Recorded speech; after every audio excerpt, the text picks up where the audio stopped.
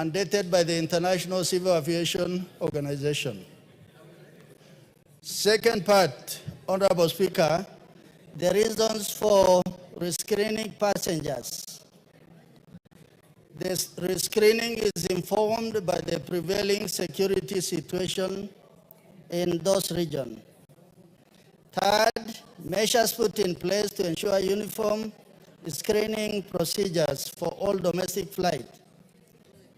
Honorable Speaker, the rescreening is not meant to discriminate any of the passengers. Rather, it is meant to enhance security measures for the passengers and the security of the nation.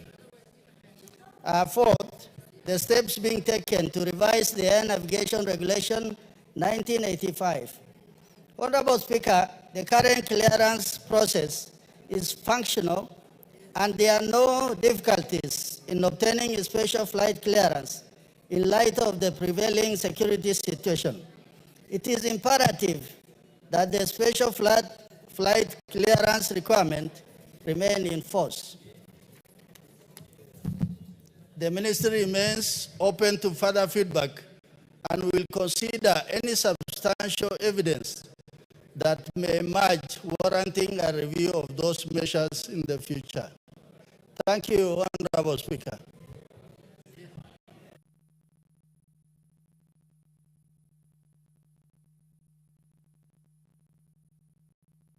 Yes, you are done.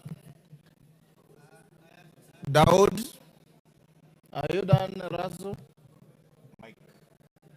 Give Honorable Raso the mic. I am done on the statement sought by Honorable Daoud. So you sit and wait for any clarification you may wish to have. Daoud, if you are satisfied, we move to the next. I am definitely not satisfied. Go ahead and seek clarification. Mr. Speaker, I am surprised that the chairman who comes from Marsabit will talk about areas near Somali border. Marsabit is hundreds of kilometers from Somali border, and I wonder why Marsabit is also part of the restricted airspace. Mr. Speaker, this answer is just a canned answer that has been given by the minister. The minister doesn't seem to know the security situation in northern Kenya. I come from Wajir. The airport is in a military base. The airport is guarded by Kenya Air Force, Kenya Army, General Service Unit, the National Intelligence, and American forces. If that airport is insecure, I wonder which airport in Kenya is secure. So, Mr. Speaker, I think I will request that the minister be called into the House to explain this kind of answers that is just given for the sake of giving answers. People flying from Wajir who are screened in that airport, which is a military airport, are screened here in Wilson Airport. Wilson is like a marketplace, while Wajir Airport is a security area. And here is the chairman who comes from the area just parroting again answers given by a minister who doesn't know what he's talking about. If there is any insecure area, it's the area where the minister comes from, which is Kerio Valley. And it's not part of these restricted areas. So, Mr. Speaker, I'm not satisfied. Yes. I need more answers. Bashir.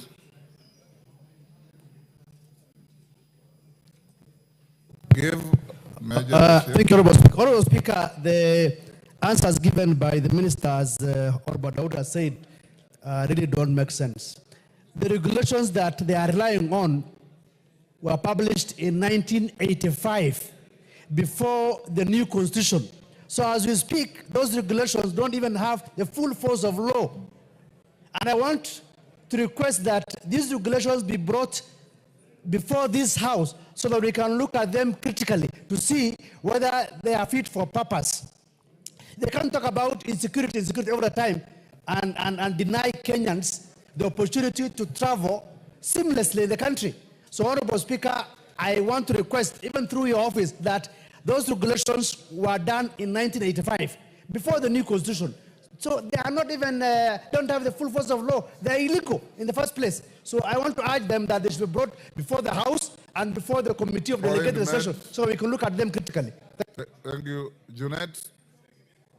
Raso, I hope you are listening. Mr. Speaker, this matter that has been raised by Honorable Daud is a very, very important matter. Mr. Speaker, the so-called regulations are saying that if you are to fly from here to Migori, you must seek permission from the Ministry of Interior. Mr. Speaker, and emergencies can happen, anything can happen. You see, before the new constitution came into place, the ministers could do regulations the way they want. But now these regulations don't have the force of law because they have never been passed in this House. So as far as we are concerned as a House, those regulations are not enforced. We want to tell the airlines to ignore it because until the regulations are brought here and they are passed by this House so that they can have force of law, Mr. Speaker, that is just an opinion by the ministry that if you want to fly to Migori or Wajir, you seek permission from us. That's just an opinion. But if they want to make sure that it is followed as law, then they must bring it to this House so that it can have the force of law. So from today, Mr. Speaker, make a communication here that those regulations were before the new constitution. Those were just like any other thing. They are not enforced at all. So I think, Mr. Honorable Daud, I know most of the airlines, some of them belong to your relatives. Just tell them to ignore those people. Yeah, there's no need of asking for permission. So tell your relatives to ignore those people. Yakub, is it Honorable Yakub? Honorable Yusuf, sorry. Thank you, Mr. Speaker, for giving me this opportunity. I want to also add my voice to this issue. Mr. Speaker, the statement read by, the answer read by Honorable Raso is completely misplaced. Mr. Speaker, what the minister, the CS, is saying is not here nor there. He's talking about, he's giving justification of somebody who was screened by a military officer, by a police officer, by KAA, again re-screened in the airport here. Mr. Speaker, it doesn't make sense. That person, while he was airborne, flying from Wajir, probably to Wilson Airport, how can he have other security issues? Where does he get bombs or anything that will going to create problems to this country? It doesn't make sense. Mr. Speaker, the CS said it is not discriminatory, but I believe that is a discriminatory issue. Nowhere else or no passenger from any other airport is screened in this country unless they are only those who are coming from northern Kenya. Mr. Speaker, we want this regulation to be brought to this House, debated, seen, and again, it's a null and void and ratified to be uniform to everywhere within the country. Mr. Speaker, what the President of the Republic of Kenya was advocating for is equality and justice for all of us. We have talked about the removal. Yes, Owen, you've made your point, Honorable Member. Honorable Speaker, I want to speak on the issue of regulations as enunciated by the leader here, minority leader. You see, the issue of regulations, the law states that the minister may bring regulations, may.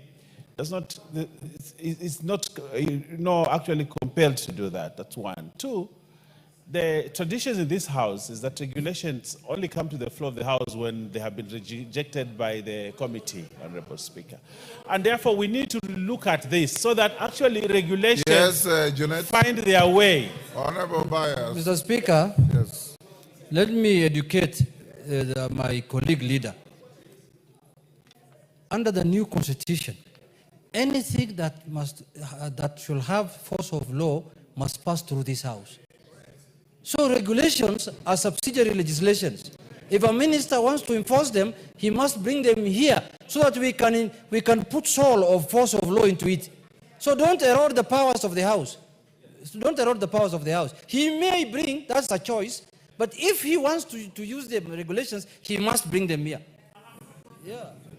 Yes, Owen.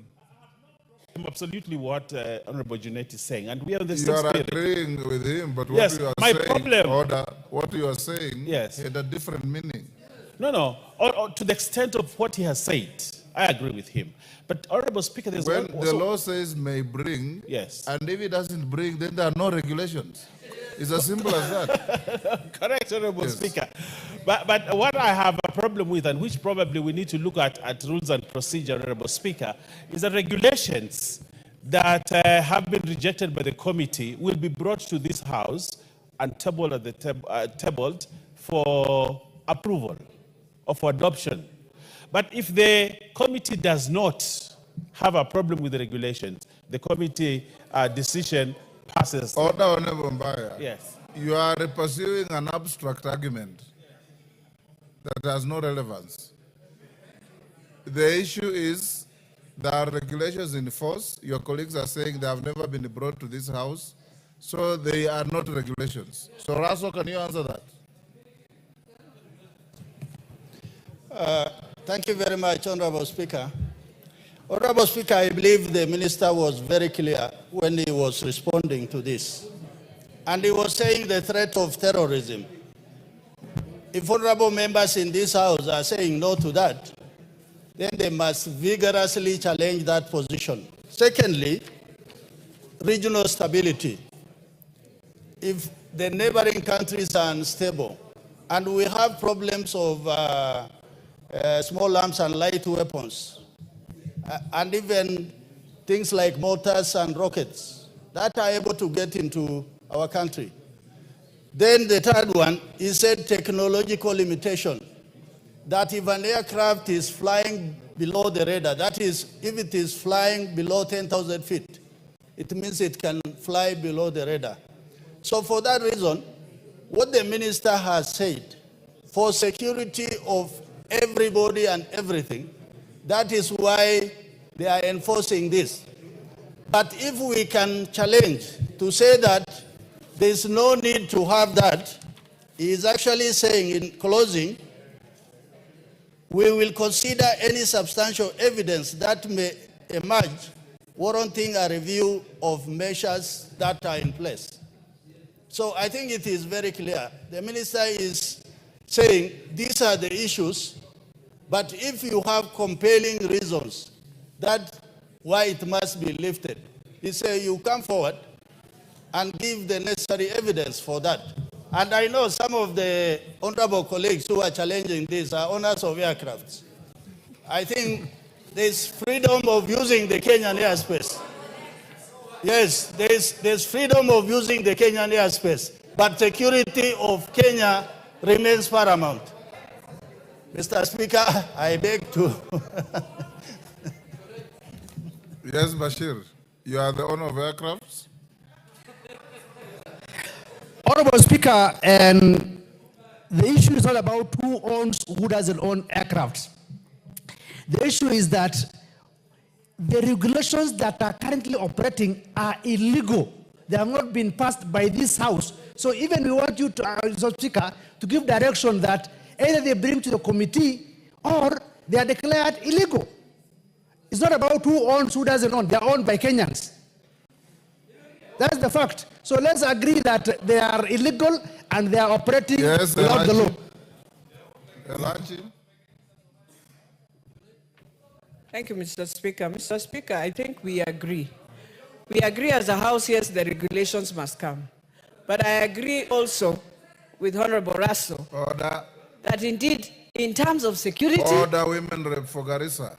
even when you are flying from the US and you pass through Dubai, you go through security and you went through security. So for me, I think the paramount question here is that we must take care of security also. Thank you, Mr. Speaker. David, Speaker.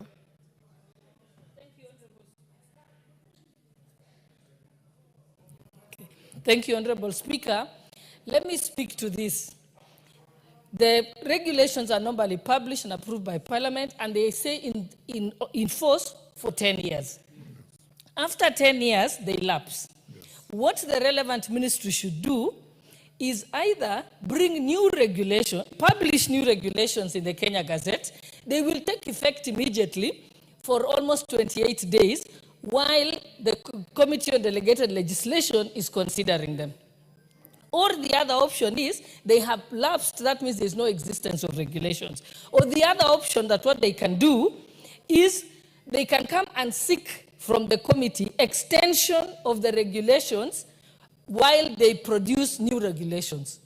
So it's just that there is inaction by the minister. So what should happen is the Committee on Delegated Legislation should summon the minister. But I think someone from this house must move that committee to summon the minister and ask the minister, you're using regulations that have lapsed. You either need to have those extended or republish a fresh set of regulations which can be considered. That is, I think, the way it's supposed to work. Thank you, Honorable Speaker. Yes, Junet. Mr. Speaker, there is a bit of confusion. Mr. Speaker, what we are discussing here is not the persons who are being carried by the aeroplanes. Those people should be subjected to screening because every airport, you must be screened.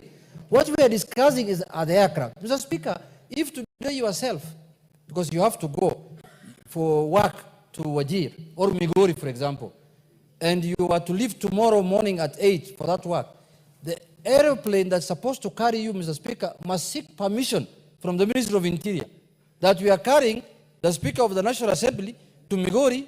Can we have permission to take him there? Mr. Speaker, how do we live in this country like that? And you are first class citizen. Leave alone Dawood and this group was second class. This one, there's no problem. Why should that happen to people like me, Mr. Speaker, from Migori, who's also 1.5 class? I've not been like you, but 1.5 class, Mr. Speaker. So that's the problem. Well, it is the aircraft people are discussing, not the people. The people must be screened. The people must be put through screening and everything. But why should an aircraft seek permission to go to Migori? That's the question I'm asking the minister. Honorable Raso, this seems to cut across security and transport. Talk to your ministry that you oversight and advise them if they have any regulations and have not been brought to this house, then they are not regulations. So they can bring the regulations, the committee will look at them, approve them, amend them in whatever form, then they'll get a force of law. I agree with you, we can't compromise security, neither should we in the name of security do anything illegal. Thank you, Mr. Speaker, well guided. Which other one do you have? For Butere girls. Is Tindemwale here? He's not here. So the statement is stayed. They'll seek another date from the clerk's office. Is Paul Abor here? Not here. Let's go to Mama Zamzam. Is she here? You have her statement? Yes, Honorable Speaker, regarding the death of Mr. Yusuf Ali Abdi. Honorable Speaker, the Member of Parliament for Mombasa County, Honorable Zamzam Mohammed, requested a statement regarding the unfortunate death of Mr. Yusuf Ali Abdi following the partial collapse of the demolished building in Mombasa. The member sought to be informed measures taken by the government to support the family of the late Mr. Yusuf Ali Abdi. Secondly, status report on the investigation into the collapse of the building. One, following the incident, a multi-agency response team was activated to retrieve the body of Yusuf Ali Abdi, a 36-year-old male adult. Through this coordinated effort, the body of the deceased was successfully retrieved from the rubble of the collapsed building and taken to Coast General Hospital mortuary for preservation and autopsy. Postmortem examination conclusively determined that the cause of death was due to multiple injuries sustained from the collapse of the building. Standard police procedures were conducted and the body was handed over to the family for final interment at Kikowani Cemetery. An inquest file number 1/2025 was officially opened by DCI Urban to facilitate further inquiry into the circumstances surrounding his death. The case is pending under investigation. 2, status report on the investigation. Honorable Speaker, on 2nd April 2025 at around 1840 hours, the building partially collapsed, setting onto its basement, hence becoming structurally unstable. A multi-agency investigation team was immediately constituted, led by officials drawn from the Ministry of Public Works Headquarters, Nairobi, to establish the root cause of the structural failure. Investigations are currently at an advanced stage, and upon conclusion of the inquiry, appropriate legal action will be taken against any individual or entity found culpable in accordance with the law. I submit, Honorable Speaker. Mazamzam, you're satisfied? Mheshimiwa Spika, sijaridhika kwa sababu mimi nilitaka kujua waingie kwa kina. Tujue yule ambaye alikuwa anajenga mjengo ule aliweza kutumia njia ambayo ni sawa, na kwa nini amejenga mjengo ambao ameongezea juu hata zaidi ikashinda zile nguvu za chini. Mheshimiwa Spika, ndio huyu Yusuf aweze kupatikana pale katika mtihani mpaka akapoteza maisha yake. Mheshimiwa Spika, Yusuf alikuwa ni mfanyikazi tu wa pale, mwanabiashara mdogo wa pale Marikiti, na ameacha mjane na watoto. Mpaka sasa hatujui familia yake wanakula namna gani, bado tunaambiwa inachunguza na muda umechukua mrefu sana. Mheshimiwa Spika, kwa hiyo mimi naomba wizara ambayo inahusika, ambayo nimeuliza maswali, waweze kunambia yule mke mjane wa Yusuf na familia yake mpaka sasa amefidiwa ama hajafidiwa, manake tayari keshazikwa na mjane ataka kula, watoto ataka kusoma na kila kitu. Mheshimiwa Spika, na kisha tujue hatua gani imechukuliwa kwa yule ambaye alikuwa anajenga mjengo ule, badala ya ghorofa 6 akapeleka ghorofa 11. Mheshimiwa Spika, asante sana. Honorable Raso, have you established any criminal culpability? Thank you very much, Honorable Speaker. I do appreciate what Honorable Zamzam is raising. Indeed, this was a very unfortunate incident. Because in this particular response by the minister, actually saying that there was a structural problem with the building. And following the death of Yusuf, what they have done is to open an inquest, and also they are going further, because this is multi-agency. The Ministry of Works must also be involved in this particular case. So for now, this is just an interim response from what we are getting, but they are likely to do further investigation on both sides, on criminal culpability and also possible compensation to the victim. Thank you, Honorable Speaker. Honorable Tongoyo, are you ready? Yes. I instructed you yesterday and directed you and Epuyo Nanok to do 2 things. 1, to visit Honorable KOIMBURI in hospital, and 2, to bring a statement and furnish information to the House on his disappearance and subsequent reappearance. Go ahead. Thank you, Honorable Speaker. And as you had properly said, the House recalled that yesterday in the afternoon session, you did instruct I and Honorable Nanok to visit Honorable KOIMBURI so that we can able to furnish the House. And Honorable Speaker, we exactly did as you did direct.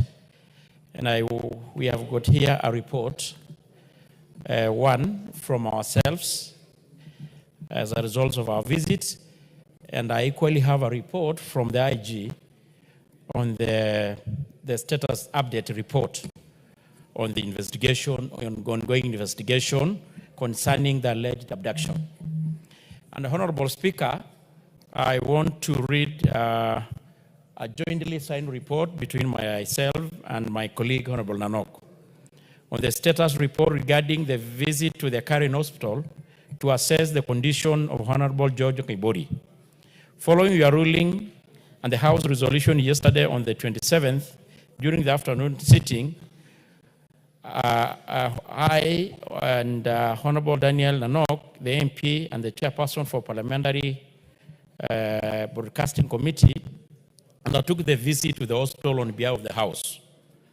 We arrived in the medical facility at approximately 5:30, and upon arrival, we identified ourselves and stated the purpose of our visit, which was to check on the health and the well-being of our colleague, Honorable JUJA KOIMBURI, as well as to convey the goodwill message of the House and yourself, and to gather any other relevant information that might be useful to us as his colleagues in Parliament. We were asked to wait for a while, and we were kept waiting for about half an hour in the waiting bay, Honorable Speaker, after which we were informed that we could proceed to the third floor, Malindi Ward, where the Honorable Speaker, the Honorable Member, is reportedly admitted. But it's good to note, Honorable Speaker, we had to keep reminding them that we were still waiting. At the ward, that is, it has got us a little bit also a waiting area, we encountered 6 individuals who introduced themselves as family members and part of his staff. Additionally, there were 2 security guards stationed at the doorstep, who informed us that it was not possible for us to see the Honorable Member at the moment. Honorable Speaker, we had to continuously reminding whoever we are getting there who we are, introducing ourselves, and keep reminding them the purpose of our visit, of which they actually confirmed that they were already aware of our intended visit following your communication. We explained that our visit was in accordance with a directive from the House Speaker, and it was purely for the well-being and the health of our colleagues, but our request was still declined. Undeterred, we requested to speak to the doctor in charge, hoping to at least obtain a medical update. Unfortunately, this effort did not bear fruit either, as we were told the doctor was unavailable at the time. We were then introduced to a senior nurse who was on duty and managing the patient care in the ward. The nurse politely informed us that it will not be possible to see Honorable Member during our visit due to a medical advice and privacy consideration. And in fact, we were told that he was undergoing a procedure. The senior nurse did, however, assure us that the Honorable Member was in stable condition and was receiving the necessary medical care, while we were not able to see him physically. And he was, but he said that he was in stable condition. Honorable Speaker, because that is all, and we had no option other than to leave the place. We actually had to kind of, until even my colleague was like telling me we cannot push ourselves more further. It's like the people who were there, Honorable Speaker, were actually kind of looking at us with a lot of suspicion, as if we were there for other reasons. And we, despite that, we keep assuring them that we just wanted to get the update of his well-being. So in regards to our visit, Honorable, that is all we had to say. So in summary, we were declined the entry. And it's good to note, Honorable Speaker, we were not the only one. I think there were other members also who were declined. But it's also good to note that a few hours before our visit, we saw a media briefing from some other political class who was allowed the entrance, and actually issued a press brief. So I don't know why it is always a coincidence. When members probably from our side try to visit, they are always denied. Honorable Speaker, on the part of the IG, the National Police Service, I've got two sets of statements here with me. One which was written yesterday, and the other one was written today. And for the purposes of record, I want to start with the one on the 27th, which give a chronology of event since the alleged abduction of our colleague. Honorable Speaker, the National Police Service wishes to provide a comprehensive update on the ongoing investigation into the alleged abduction of George KOIMBURI, Member of Parliament for JUJA constituency. On Monday, 26 May, the attention of the National Police Service was drawn to an amateur video circulating on social media, mainstream media, purportedly showing the Member of Parliament abandoned at a farm in JUJA.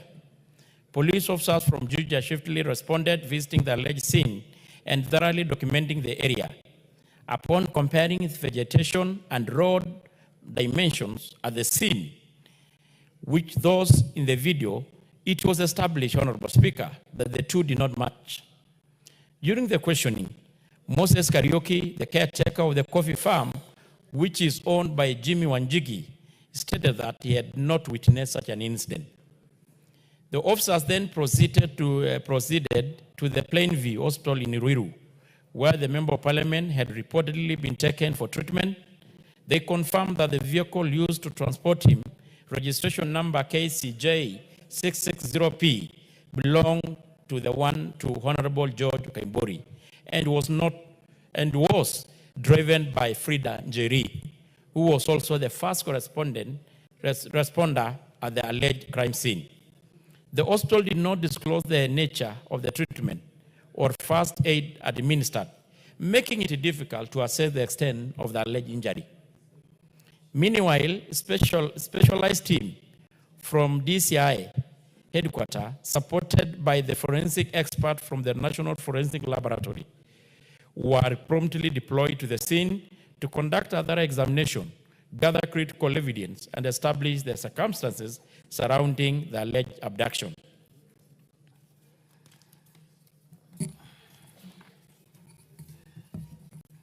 So far, Honorable Speaker, that is as per yesterday, the investigation team had interviewed and recorded statements from 5 individuals, and which were expected to provide the account. This progress underscores the National Police Service commitment to uncover the truth regarding the abduction allegation with the highest standard of professionalism and diligence. We will continue to pursue all leads, analyze forensic evidence, and ensure that any perpetrators are brought to justice. Additionally, Honorable Speaker, it is important to note that Honorable George KOIMBURI has been under investigation for a land fraud case, and the Office of the Director of Public Prosecution had already issued consent for his prosecution. Additionally, it is important to note that Honorable George KOIMBURI has been under investigation, I think that one I already read. On Friday, 23rd May 2025, the MP, fully aware of the police intention to arrest him, evaded arrest by escaping on a motorbike with his private security and swiftly off his mobile and switched off his mobile phone. His car, occupied only by his driver, who was intercepted, and the driver was arrested but later released after recording a statement. The MP only resurfaced yesterday, coinciding with the abduction claim. In conclusion, we once again urge anyone with information regarding the incident depicted in the video to report to the nearest police station or contact us via a provided toll-free number 999-911-112 or the Vichua kwa DCI. In conclusion, Honorable Speaker, the IG state, we assure all Kenyans that we are committed to conducting this investigation with the utmost diligence to uncover the truth behind the allegation. Further update will be provided as investigation progresses. Lastly, Honorable Speaker, today at around 11 a.m., the IG issued again a presser to give the status update report, and the copy of the same here is with me, and I won't read it to the House. That is today on the 28th. Further to the press briefing issued yesterday, the National Police Service would like to inform the public of the progress made in the ongoing investigation into the alleged abduction of George Ngaibori, Member of Parliament for JUJA. 3 additional individuals, Peter Kiratu, JUJA CDF Chairman, Cyrus Kieru Muhia, and Karanja Gatana, were arrested and provided statements which have offered crucial leads and further insight into the alleged abduction. Peter Kiratu, the JUJA CDF Chairman, stated that on the 25th May, that is this year, he attended a church service at a full gospel church, Mugudha, with the MP, as they were leaving a silver Subaru Forester registration KBP 096W, approached the main entrance, and the 2 heavily built men bundled the MP into the vehicle.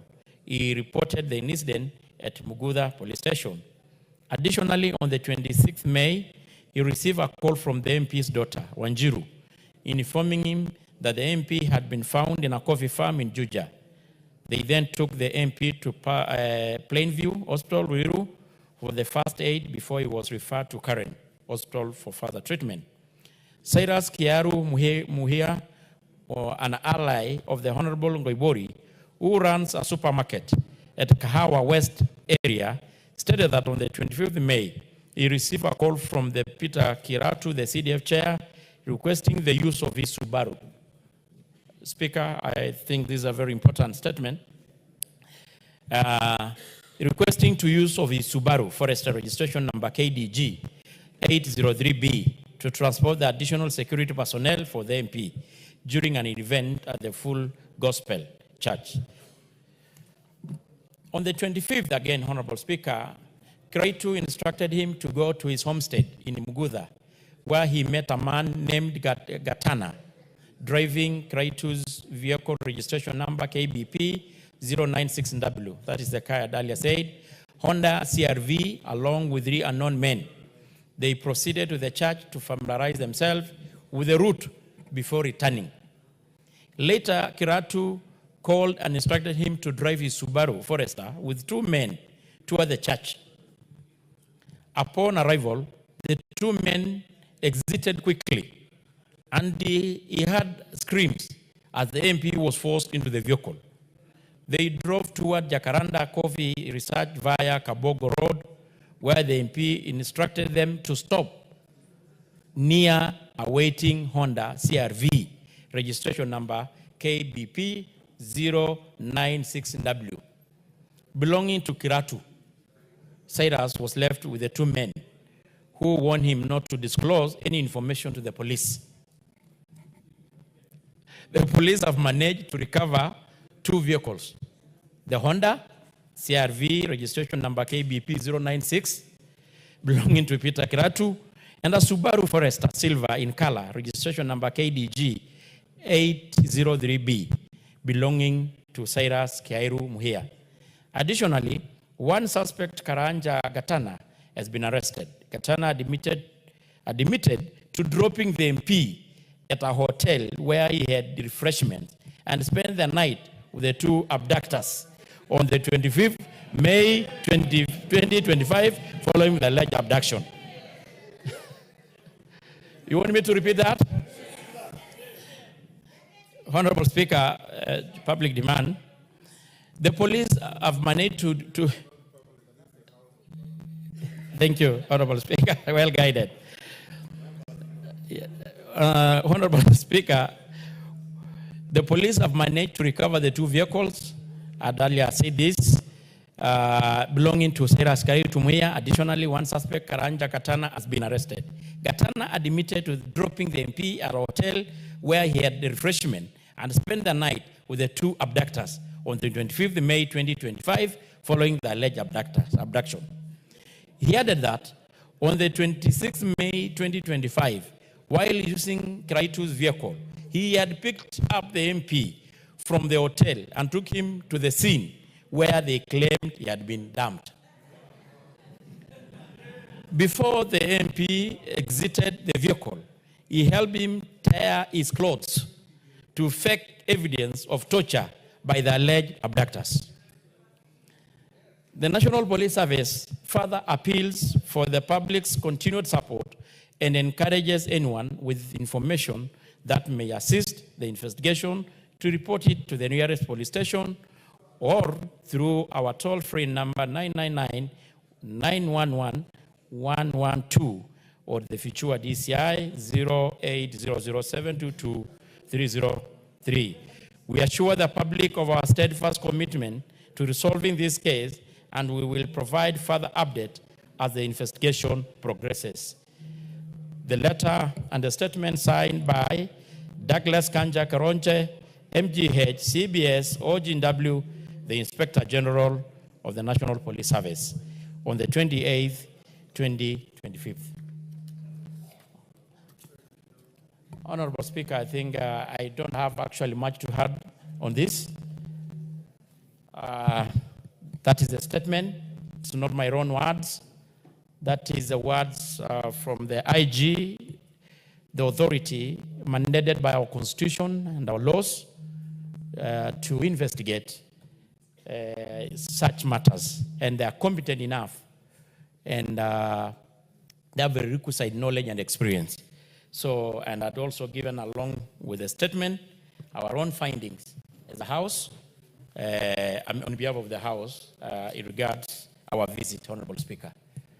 I submit. Thank you.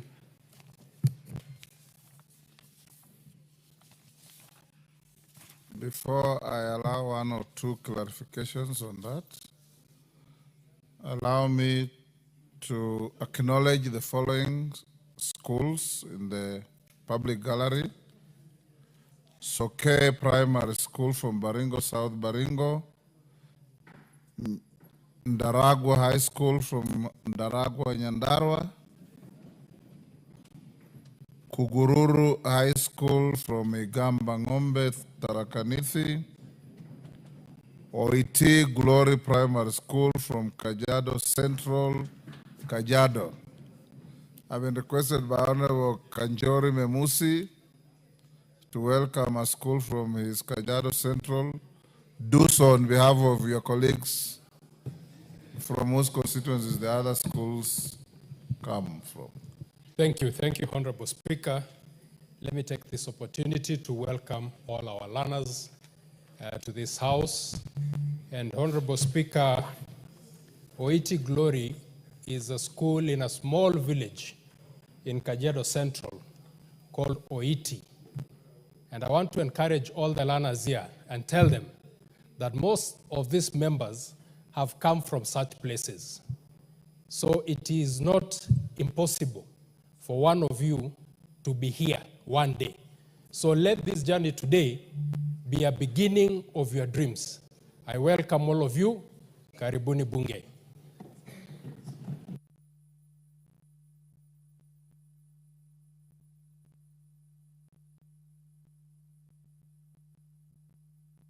Yes, Junet. You've heard what Tongoyo has said about your colleague. Do we leave it there? Yeah.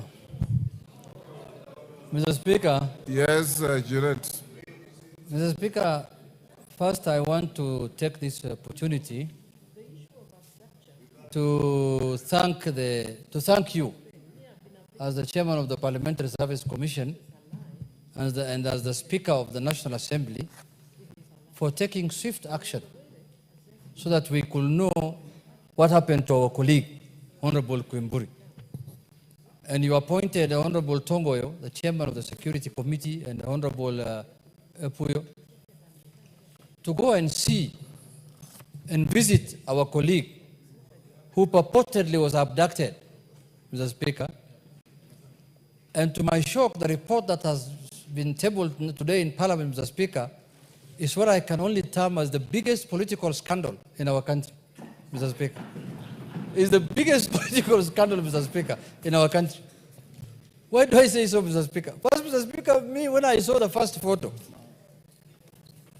that was being, beamed on one of the media houses that is nowadays prone to fake news, from the way my colleague was sleeping, I could knew this is a fake thing. From the appearance, from the way I saw the shot, and the way the stomach was looking up, I just knew this one, there's nothing. But I was waiting for a proper investigative report to be tabled before the House. So I had to reserve my comments.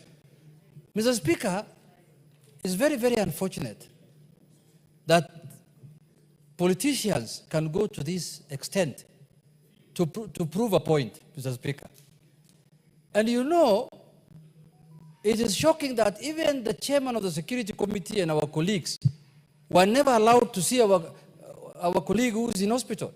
The only people who can see him is our Munyoro group, who can do a press conference outside the hospital. Any other person is not allowed to see him. No, you see, all that group is from Munyoro group. Mr. Speaker, even people who are in ICU, people who are in critical care, Mr. Speaker, people are allowed to see them, Mr. Speaker. This is the first case I've ever seen somebody who's not even, we don't know whether he's critically ill or not, nobody can see him. Only one Munyoro group, Mr. Speaker. And they're the only ones who can speak to the public that we have visited our friend, he was inhaling some gas or something like that. Mr. Speaker, the director of this drama, now I've come to conclusion that the director of this drama is none other than one Mr. Obunyoro. This is the same thing he did when he was running away from interrogation at the Senate. You remember? During the impeachment. He went and admitted himself in the same hospital, Mr. Speaker. So it's the same script. It is the same. But this country is full of drama. You've made your point. Mr. Speaker, let me conclude. Let me conclude, Mr. Speaker. The same disease, the same hospital, the same bed, the same visitors, the same doctor, nobody else can see you. Mr. Speaker, I want to thank the police service of this country, the Inspector General of Police, and the DCI Director for the swift investigation that they have done this matter. Because, Mr. Speaker, if this thing was not investigated thoroughly, these self-abductions will have gone up. Today it will have been KOIMBURI. Tomorrow I can tell you, there's a candidate who's watching me here, Mr. Speaker. He will have hidden himself in these mokoka trees. somewhere, I know, I don't want to mention names. He will have hidden himself behind a mokoka tree. And he will have told you, I have been abducted. So, Mr. Speaker, I am very, very happy today that this thing has come to light. But I want to urge the former impeached former deputy governor, the deputy president, please don't go this direction.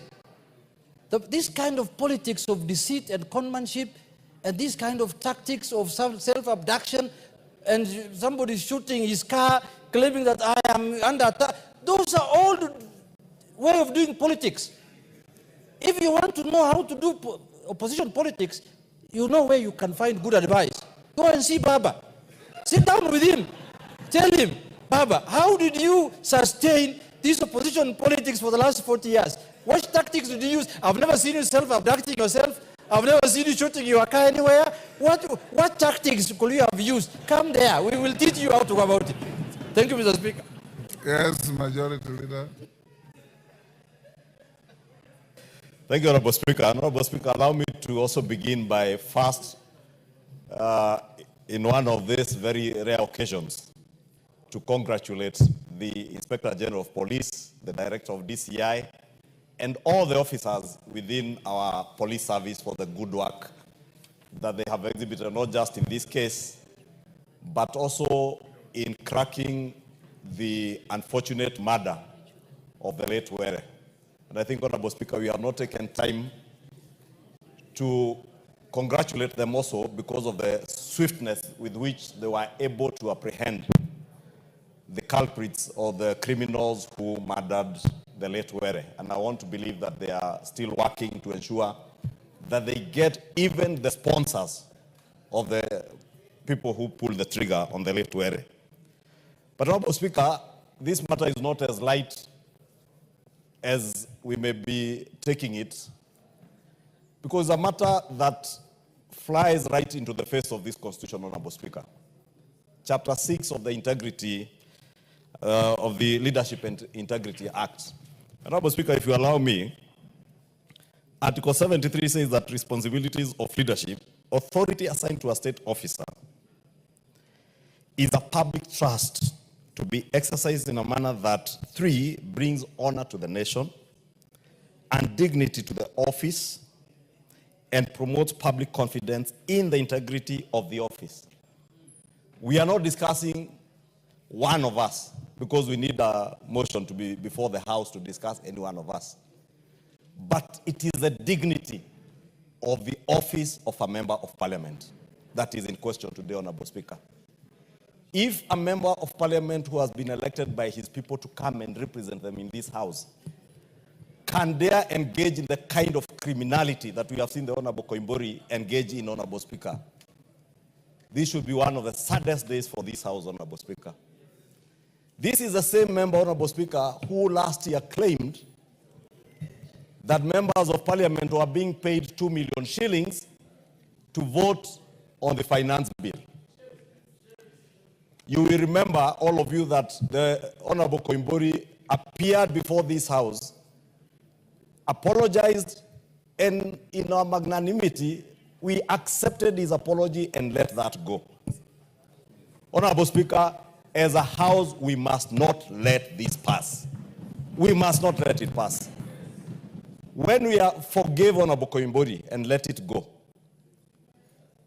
the impeachment of this drama director, I don't know whether he's a script writer or the drama director. Malala might be the script writer, the director is a former deputy president, and the actor now is KOIMBURI. Just like during the impeachment process, as the Honorable Junet says, the former deputy president appeared here looking very dark. But because he knew there was no cross-examination in the National Assembly during the impeachment process, he had the audacity and the guts to come and try defend himself here. But he did not have the courage to face the House where he would be cross-examined. He faked sickness, ended up being admitted in Karen Hospital, apparently in the same room, same bed. I am not certain, and I want to speak to my good friend, Dr. Gekonyo, a man of very high integrity and a good doctor in this country, and plead with him not to allow his hospital to be misused by these people who are otherwise common street criminals, Honorable Speaker, I dare say.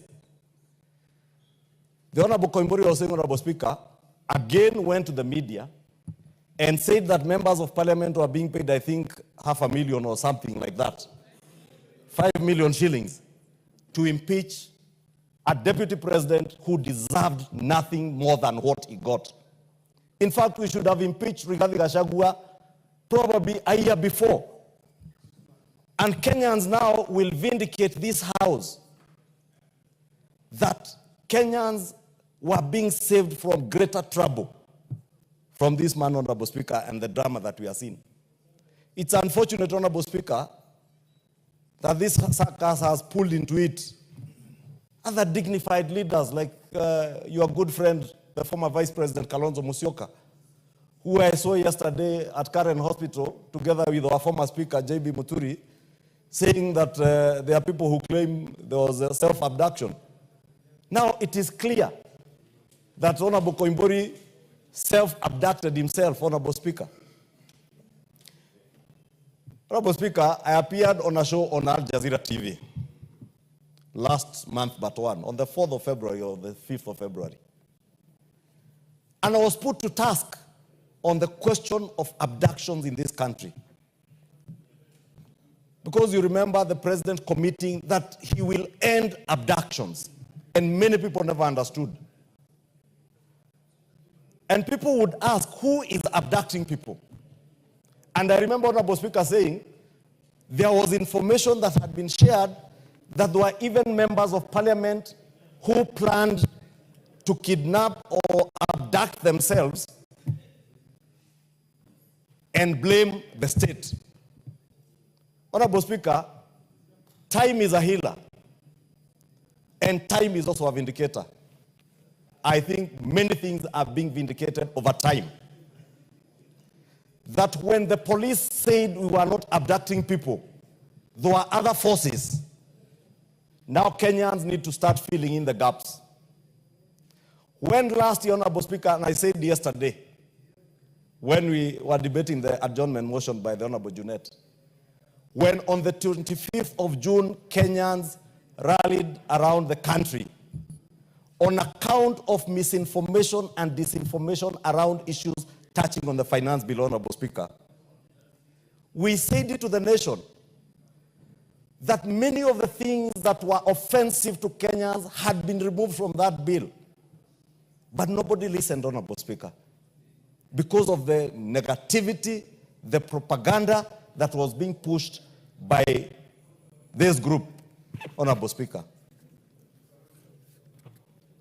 I don't know, Wamunyoro is a very good village. And you know, Honorable Speaker, I have confessed that I have married a beautiful lady from Nyeri. And it's one of the villages in Madera constituency represented by the Honorable Amombi. Therefore, let us not accuse that good village. This is a character of a person and a group around him that believes you can only advance opposition politics either using violence, deceit, bloodshed, and that is why you saw the things that were in the adjournment motion by Honorable Junet yesterday. The unfortunate reference to the 2007 post-election violence, Honorable Speaker. Because these are people who have no agenda for this country. And all they desire is chaos and anarchy for our country. Honorable Speaker, I want to plead with you, because you are the chair of our Powers and Privileges Committee. Irrespective of what the National Police Service and the Director of Prosecution or the Ethics and Anti-Corruption Commission do with the Honorable KOIMBURI, the Powers and Privileges Committee of this House must be seized of this matter of Honorable KOIMBURI. And I also want to speak to the people of JUJA. They are a great people who have been denied proper representation in this House. And I don't want to discuss the member, Honorable Speaker, but the people of JUJA are suffering, and I've been there, I know.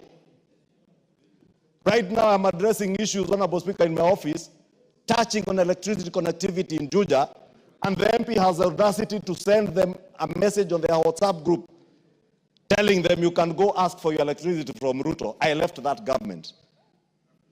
Whether you are in a government or not, you are elected as a member of parliament to represent your people. When they question you, when they ask you for services, answer them in a dignified manner. Therefore, Honorable Speaker, I want to say the police have done their work. The Director of Prosecution, the DPP, must do his work. EACC, because of Chapter 6 of our Constitution, must do their work on the matter of ethics of public officers that the Honorable KOIMBURI has contravened. Our Powers and Privileges Committee, Honorable Speaker, which you chair, must now be seized of this matter and take the necessary action. The people of JUJA must know you can also recall a member of parliament who is not working for you, who is not serving your interests, who is not representing you, a member of parliament who believes his only work is to follow another man in funerals and other social gatherings, singing songs of praise to a man, Honorable Speaker. With that, Honorable Speaker, I want to pray, Honorable Speaker, especially to you, as our chair of the Powers and Privileges Committee, please do something. Not because of Honorable KOIMBURI, but to save the dignity and the honor of the office of a member of parliament, Honorable Speaker. I submit. Thank you. I don't want to open debate on this. Senior counsel, I'll give you a minute.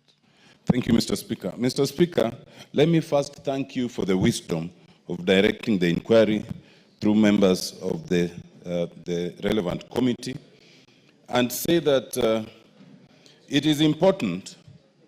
The concern to find out what happened is not born out of anything in the standing orders. But it was a concern for a colleague, because we must all be concerned when a colleague is in distress. And therefore, I find 4 very unique things about this matter. One, which is very positive on the part of the police, is the swiftness of the inquiry.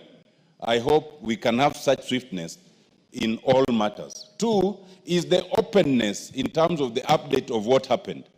I think that is also a very good thing, and they are to be commended. There are also 2 very unique things which are to be discouraged. The one is that while we call on the police to do investigation, then they are blocked from accessing our colleague, who is the only primary person who can give the most useful information. That is disabling the police. And then we might blame them. The second one, which I find unique, is something is developing where when one is admitted, then people come and give updates on their medical condition, people who are not medical practitioners, within the vicinity of the hospital. That usually does not happen in most hospitals. I think that's unique to this very able establishment. And it is not a good thing, because then you don't know if one is speaking authoritatively or not. But that said, Mr. Speaker, abduction is a very serious thing. Unlike my colleagues, I want to welcome the preliminary report by the police, but as they've stated, it's a preliminary report. It's not a conclusive report. I expect that there will be a conclusive report. Once it is concluded, Mr. Speaker, if indeed there were people who are involved in kidnapping our colleagues, they must be prosecuted. But if indeed there were people who are, who coined this up and it was not true, they too must be prosecuted. Because abductions in this country and killings have become so many, and we don't want to speculate as to whether one has done it themselves or not, by the police or by the crooks. But that said, Mr. Speaker, once it is concluded, unlike my colleagues, I believe the right thing to do is that the police must prosecute those who are involved. But I do not agree that it's within the ambit of this House. I do not believe that you can then bring matters that have happened outside the precincts of Parliament and then bring them within the Privileges Committee. I think that ultimately is between the employer and our employers are the voters and the police who ought to prosecute. That said, Mr. Speaker, I commend the wisdom, your wisdom in handling this matter, and I hope it comes to fruition and we get to the bottom. Let people be prosecuted so that it serves as an example either way. Thank you. Yes, Mukunji, then Emily, then I close. Thank you. Thank you, Honorable Speaker. And I also want to say thank you for your guidance in this House. Honorable Speaker, I first want to say that security matters in this country must be taken with the seriousness they deserve. As we are speaking right now, Honorable Speaker, I have demonstrations in Embu town because of matters of insecurity, shops being broken into, and those are matters that, Honorable Speaker, they touch in this House, and I believe that as the senior counsel has mentioned, we need conclusive reports on matters to do with our colleague. And not only that, Honorable Speaker, I believe there are so many pending matters that are touching with the confidence that people have with our police forces. Honorable Speaker, we are yet to get reports on what happened to many of the Gen Zs during the Maandamanos. We are yet to get a report, Honorable Speaker, on various issues of abductions that have been reported of even some young people in this country. And Honorable Speaker, I sit here and I believe this House should be seen as a House that allows investigations to go conclusively. And I believe your guidance is very clear, Honorable Speaker, that we have to get to the bottom of this. If Honorable KOIMBURI, and I believe I have not been able to visit him, but I have seen the press conferences that have happened there. I've seen the hand being pointed to even the police force. Honorable Speaker, I believe also it's important for IPOA, because this is a matter of extrajudicial matter, to actually come in. Because when it is said that KOIMBURI had an issue and police say they were looking for him, it also points some finger in the matter to do with whether it is the police that were conducting this. And now that the IG has spoken, it is important also to get an independent body to give a report on this so that this House can be well guided when it comes to those matters. But today is the National Prayers Day. Honorable Speaker, I believe it is not fair and it is not right for my good friends, Minority Leader and Majority Leader, to incriminate the name of the former Deputy President just like that. It is right for them to bring evidence and say that he was involved in this, and let's be fair and actually call it like it is. We are taking too much time to debate and talk about the former Deputy President when we have very serious matters to discuss in this House. We have matters to do with our debt issues. We have matters to do with finance bill. We have MERA issue that is being now being brought by the Deputy Majority Leader. Mr. Speaker, I wanted to seek your guidance. Because, Mr. Speaker, I know Honorable Mukunji is a first-time member of Parliament. I know he's learning the ropes. Mr. Speaker, what we discussed yesterday, yes, what we discussed yesterday is he's a first-time member of Parliament, unless he was in another Parliament than this one, unless he was in South Sudan Parliament. The fact of the matter is he's a first-time member of Parliament, I'm a third-time member of Parliament. That's a fact on record. Yeah, and he has only served 2 years, like Rigathi Gachagua. Mr. Speaker, but my point of order is this. My point of order is this, Mr. Speaker. Mr. Speaker, yesterday what we discussed was a special motion under Standing Order 33. Mr. Speaker, the standing orders that we use here gives every member an opportunity to bring a motion to discuss any matter of national importance. And with the approval of the Speaker, and if you get the requisite number of 20 members to support your request, then you get an opportunity to move your motion. So we should not use up here the derogatory statement that we are wasting our time yesterday here discussing a matter of national importance like post-election violence. Someone who's calling people to take up arms, to kill themselves, displace people, cause destruction. You're calling something useless, unless you support that kind of thing, that you want people to die. Okay. Shame on you. Mukunji, wind up. Honorable Speaker, I believe that it is very easy for the Minority Leader to bring the matters of me being a first member of Parliament. But they need to understand that I learn very quickly.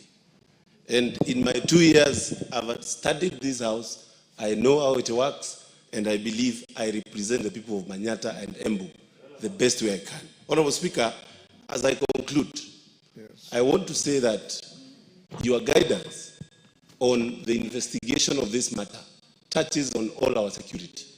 We have had complaints from various members on how their security is being handled. Honorable Speaker, we have lost a member of Parliament. We know how and what it takes, how costly it is, Honorable Speaker, to even go back for a by-election. Let us all be very keen on our security. And Honorable Speaker, I seek your guidance to ensure IPOA also gives a report on this matter. Millie, Thank you. the last one.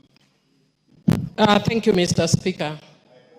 Mr. Speaker, I want to, before I start, I just want to tell Honorable Mukunji that Order, even- Mukunji, you finish your contribution. Listen, yes, brothers. and you need to listen because I'm actually, before I say mine, I just wanted to tell him that even though he's saying he's learned, one of the things that he has not yet learned effectively is how to be in opposition.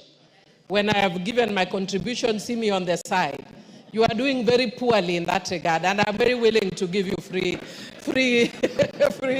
tutorials on being in the opposition. Mr. Speaker, as a human rights defender, I have been against the issue of abductions, and I've raised it before the floor of this House and elsewhere.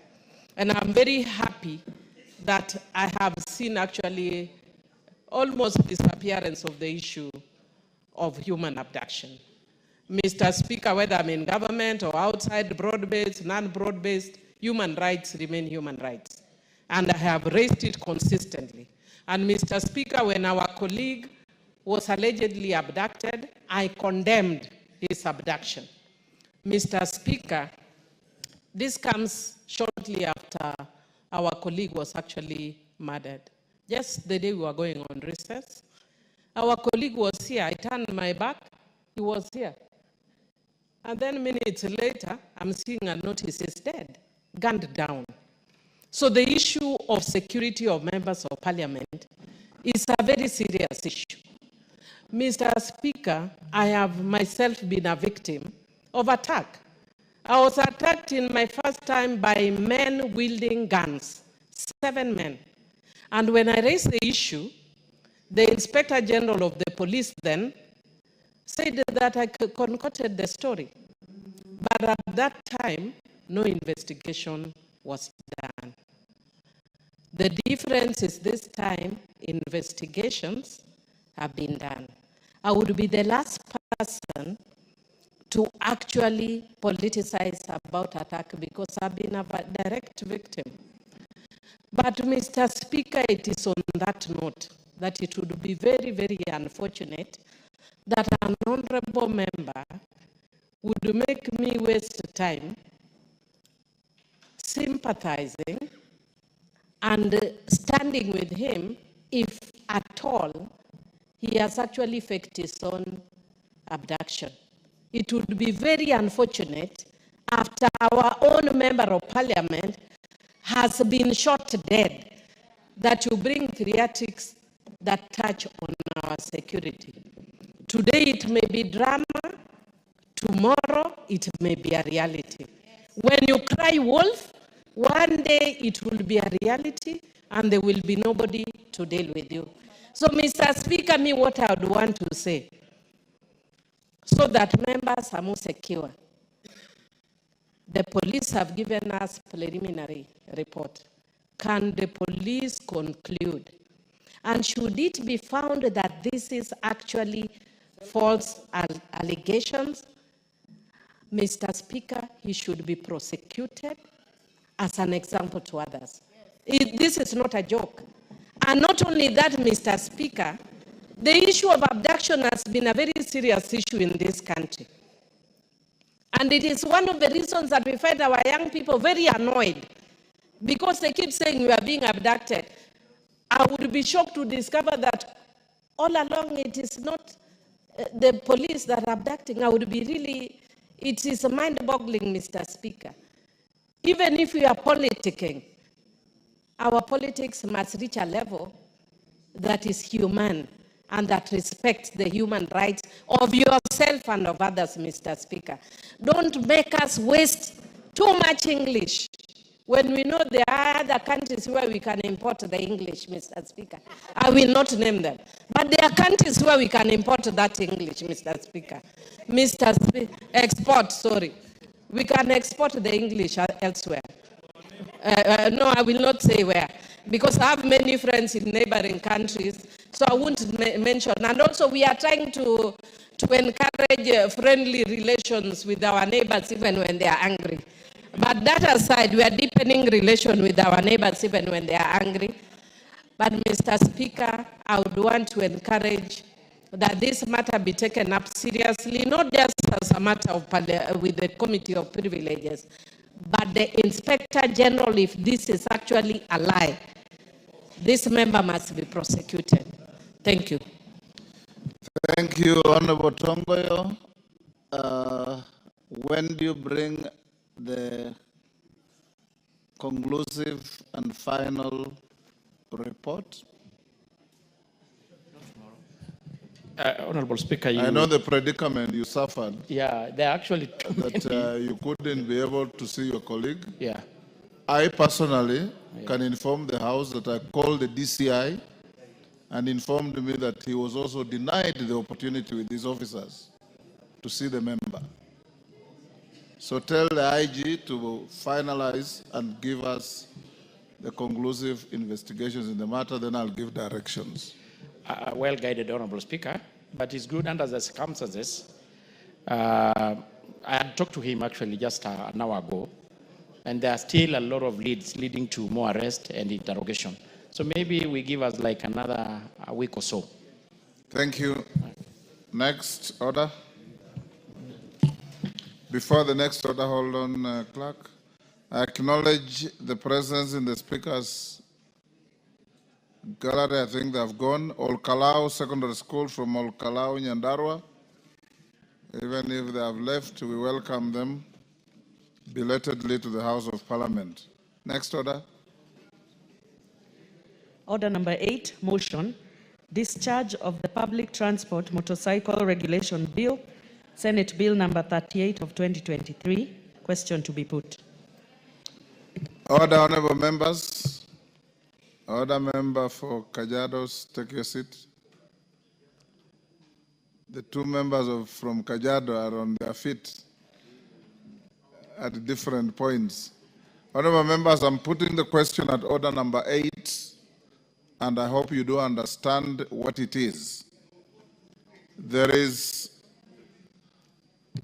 a bill from the Senate by the Senator for Kakamega on the regulation and bringing order to the border sector. He seems to have walked into a hostile group of borders who frightened him to write a letter and say, although the bill has passed through the Senate, he wants to withdraw it in this House. So we now put the question, if you want the bill to go on, you vote no. If you want the bill to die here, you vote yes. I'll now put the question. I'm saying this because this is an unprecedented process that has come to this House. And I now put the question at order number 8, which is that notwithstanding the provisions of Standing Order 127.5, and taking into consideration the request from the Senate for withdrawal of the Public Transport Motorcycle Regulation Bill, Senate Bill number 38 of 2023, this House resolves to discharge the Public Transport Motorcycle Regulation Bill, Senate Bill number 38 of 2023 from second reading. As members of that opinion say aye. As members of the contrary opinion say nay. The nays have it, so the bill will now proceed to second reading at an appropriate time. Next order.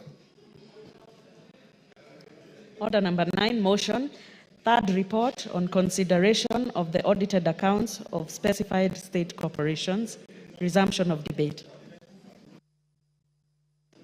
Honorable Wangwe, when we adjourned yesterday, you had 38 minutes to go. 37 minutes to go. Yes. So you can carry on from there. Thank you, Honorable Speaker.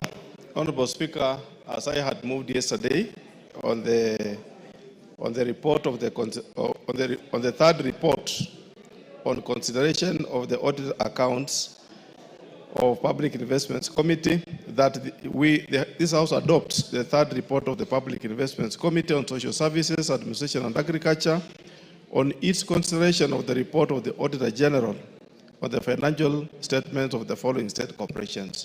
laid on the table of the House on 30th July 2024. Honorable Speaker, the various state corporations, as I moved yesterday, were Kenyatta National Hospital, Kenya Medical Supplies Authority, Kenya Veterinary Board, National Authority for Campaigns Against Drug Abuse, and lastly, Honorable Speaker, Kenya Broadcasting Corporation. I had moved, Honorable Speaker, general issues cutting across, and I had also moved, Honorable Speaker, various specific issues, and I was now handling the issues on Kenya Medical Supplies Agency, KEMSA. Honorable Speaker, on the issues that were highlighted in the report, the issue that I was to start with today is the issue to do with payables and trade and other payables, Honorable Speaker, where, Honorable Speaker, I want to be specific. And look, we observed one supplier, Honorable Speaker, Mrs. Med Africa Limited, who was awarded a contract to install, supply, and commission a diesel-fired incinerator in Busia, Kitale, and Wajir County referral hospitals, Honorable Speaker. The main issue, Honorable Speaker, on this issue, that we observed, is that to date, the equipment that you were supposed to supply in both the Busia and Wajir counties are yet to be supplied to date, Honorable Speaker. Honorable Speaker, and on that issue, Madam Speaker, we did make a recommendation on what recourse is supposed to be done in the event on such a case, Honorable Speaker, and we looked at one of the issues as being that upon our adoption of this report, Honorable Speaker, the accounting officer for Kenya Medical Supplies Authority and the PS in charge of medical services, Honorable Speaker, and the county government of Wajir should ensure that the incinerator is installed. Since, Honorable Speaker, the incinerator was paid for, but it was never installed, and to date, it is not yet installed. Honorable Speaker, we also say that within 3 months upon adoption of this report, the Auditor General should audit the payables in question and give a comprehensive report on their status of the National Assembly. Honorable Speaker, there were about 4 or 5 issues, as you will see in the report, that were discussed. All of them supplied by various parties, which have been highlighted in the report, Honorable Speaker.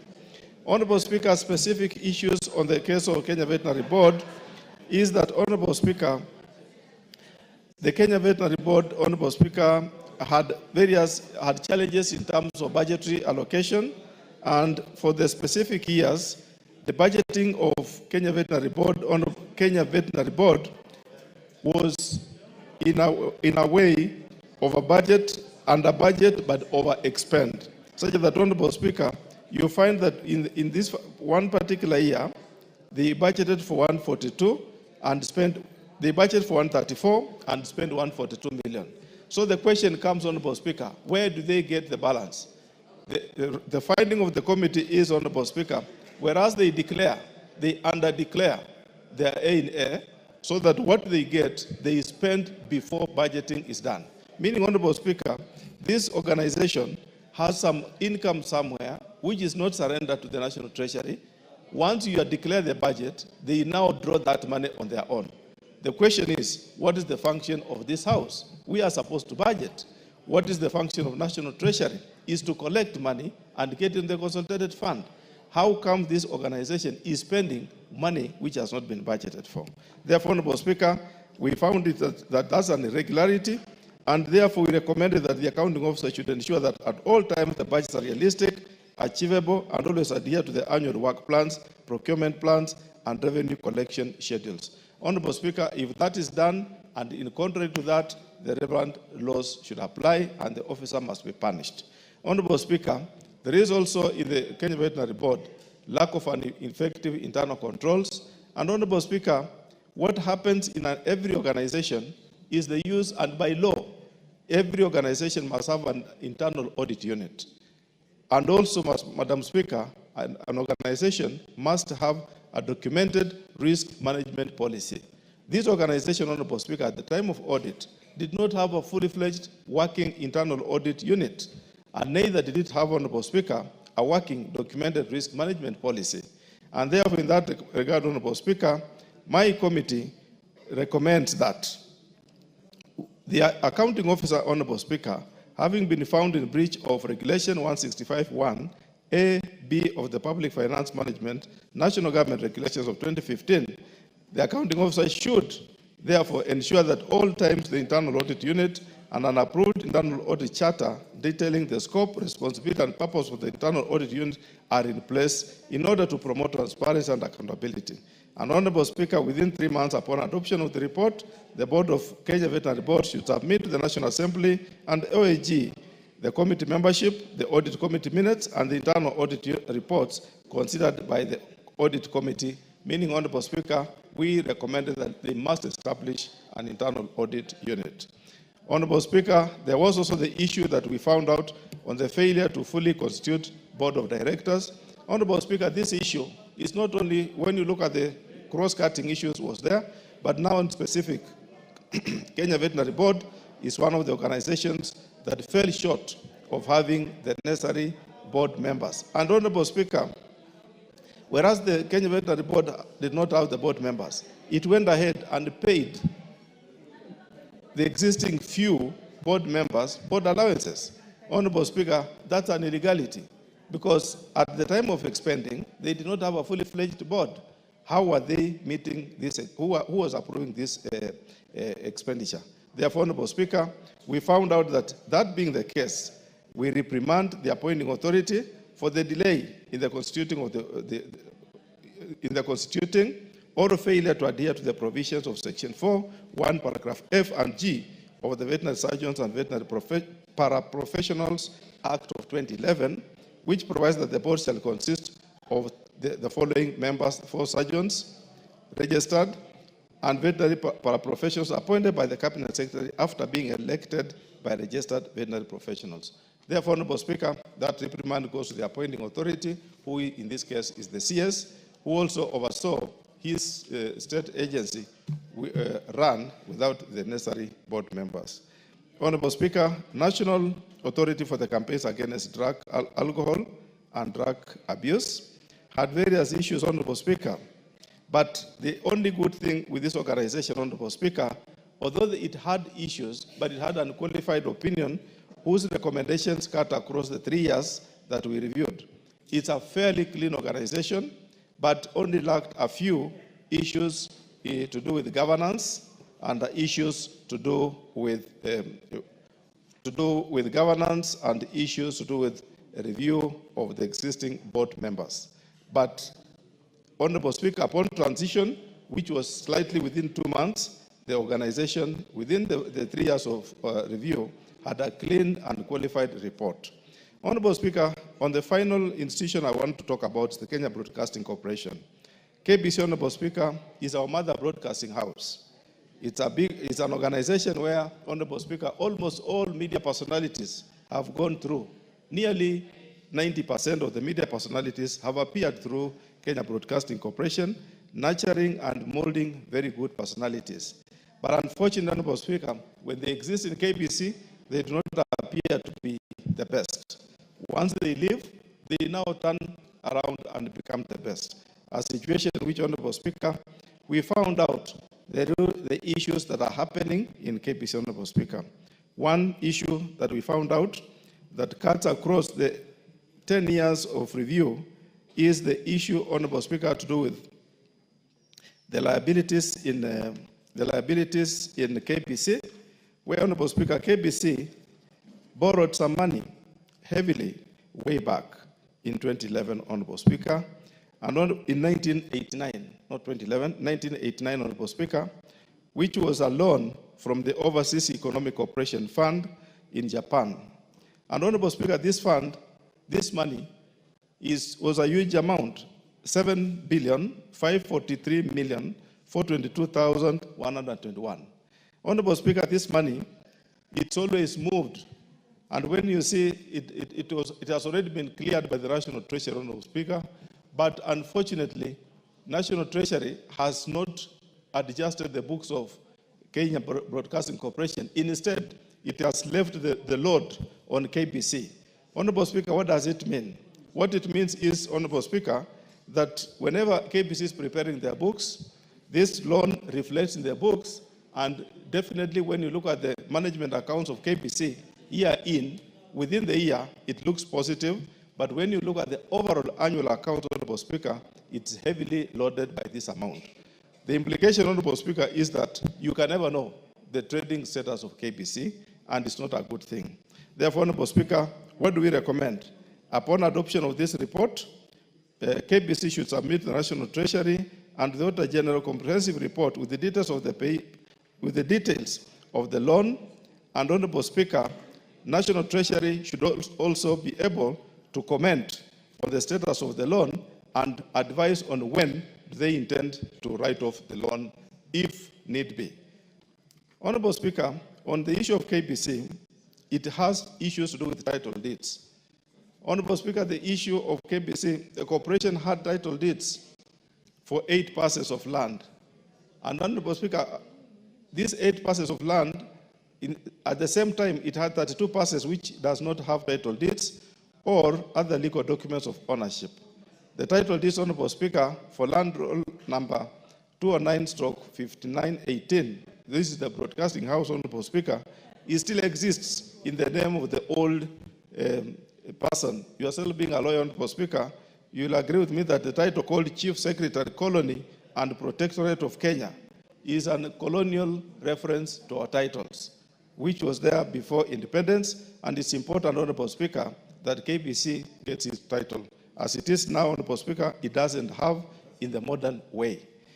Therefore, Honorable Speaker, valuing that property is not possible, and when you look, ask the management, was not able to value, because, Honorable Speaker, they say this title is obsolete.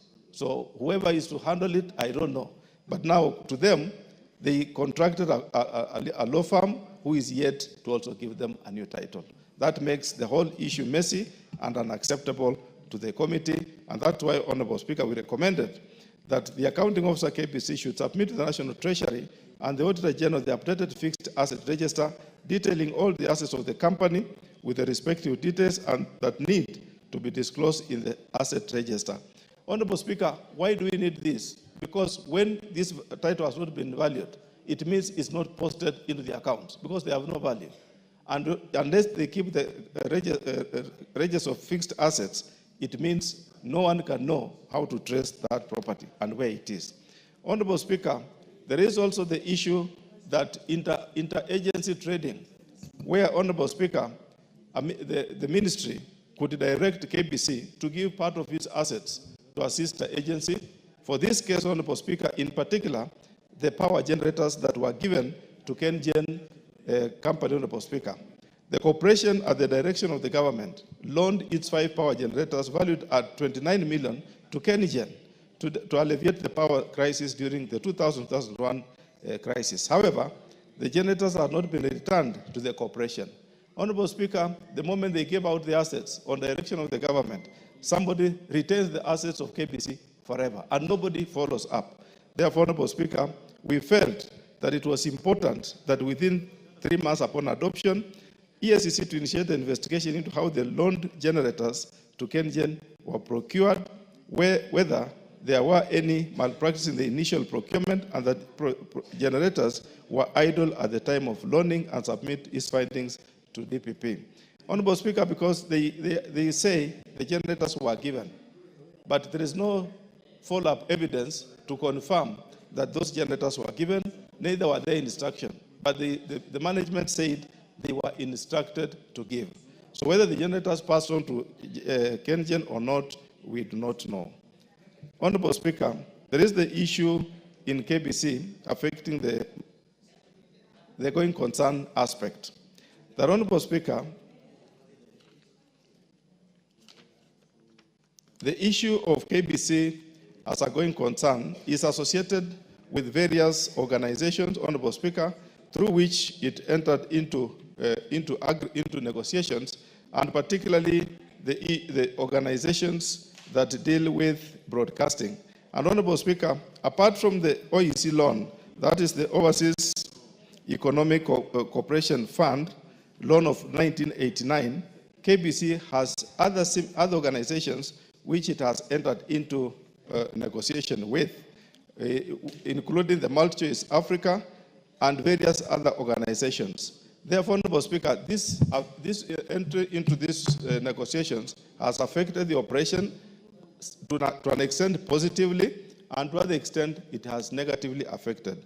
What has the committee recommended, therefore, Honorable Speaker, that upon adoption of this report, the KBC should submit to the National Treasury and to the Auditor General a comprehensive report with the details of all the organizations, all the documentary organizations that have entered into commercial transactions with KBC for the purpose of going concern effects. Honorable Speaker, finally, the issue of KBC is a good model. It's a good model to adopt, but Honorable Speaker, it has left the organization in limbo without knowing whether to transact on its own or to transact through the second, the contracted agencies which they are working with. And therefore, it's a model which, Honorable Speaker, to one side, it is giving a positive return, and to the other side, Honorable Speaker, if not monitored well, it can lead into the extinction of the organization. Therefore, with that, Honorable Speaker, I wish to thank my colleagues whom we have served tirelessly, whom we have held these sessions together. I want to thank the Secretariat, Honorable Speaker, for taking their time to make all this, combine this report. I want to thank the Clerk of the National Assembly, Honorable Speaker, for the effective support through the departmental committee, through the committee, through the director of committees who has supported the committee to arrive at this report. And I want to thank also the leadership of the House for giving the opportunity, Public Investments Committee on Social Services, Administration and Agriculture, through myself, to submit this report to the House. I want to thank you, Madam Speaker, and request my colleague, the member for Mandera, Woman Rep, Honorable Umurker Kasim, to second. Hold on a moment before you second. Allow me to recognize the presence of a school which is sitting in the public gallery before they leave. So I wish to recognize the presence of Pioneer Girls School from Gatanga constituency in Muranga County. And I think a member for Mandera, before you do your secondment, you can welcome them on behalf of the House. Okay, you may welcome them then. Thank you, Honorable Speaker. Allow me the liberty to welcome that school from Gatanga constituency on behalf of their Member of Parliament, who I hear has gone to Amonyoro and is not available. Therefore, on his behalf and on behalf of the House, welcome to the National Assembly, and to tell these children, the students from Pioneer, that many of them, and I do pray that indeed all of them, when they grow up, they will find their way into this House or the other House in Senate and in other positions of leadership, and pray that they will serve with the integrity that behoves of them as leaders of tomorrow. And they are leaders today and tomorrow. Thank you, Honorable Speaker.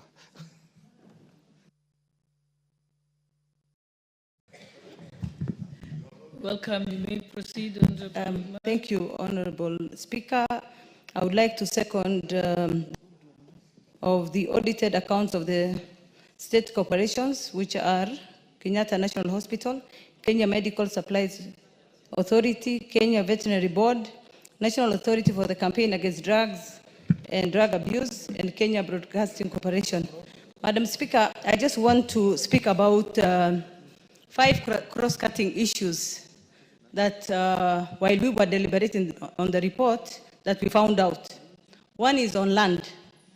Madam Speaker, we found out that the land these state corporations sit on have no title deeds, and they have active court cases, despite the House in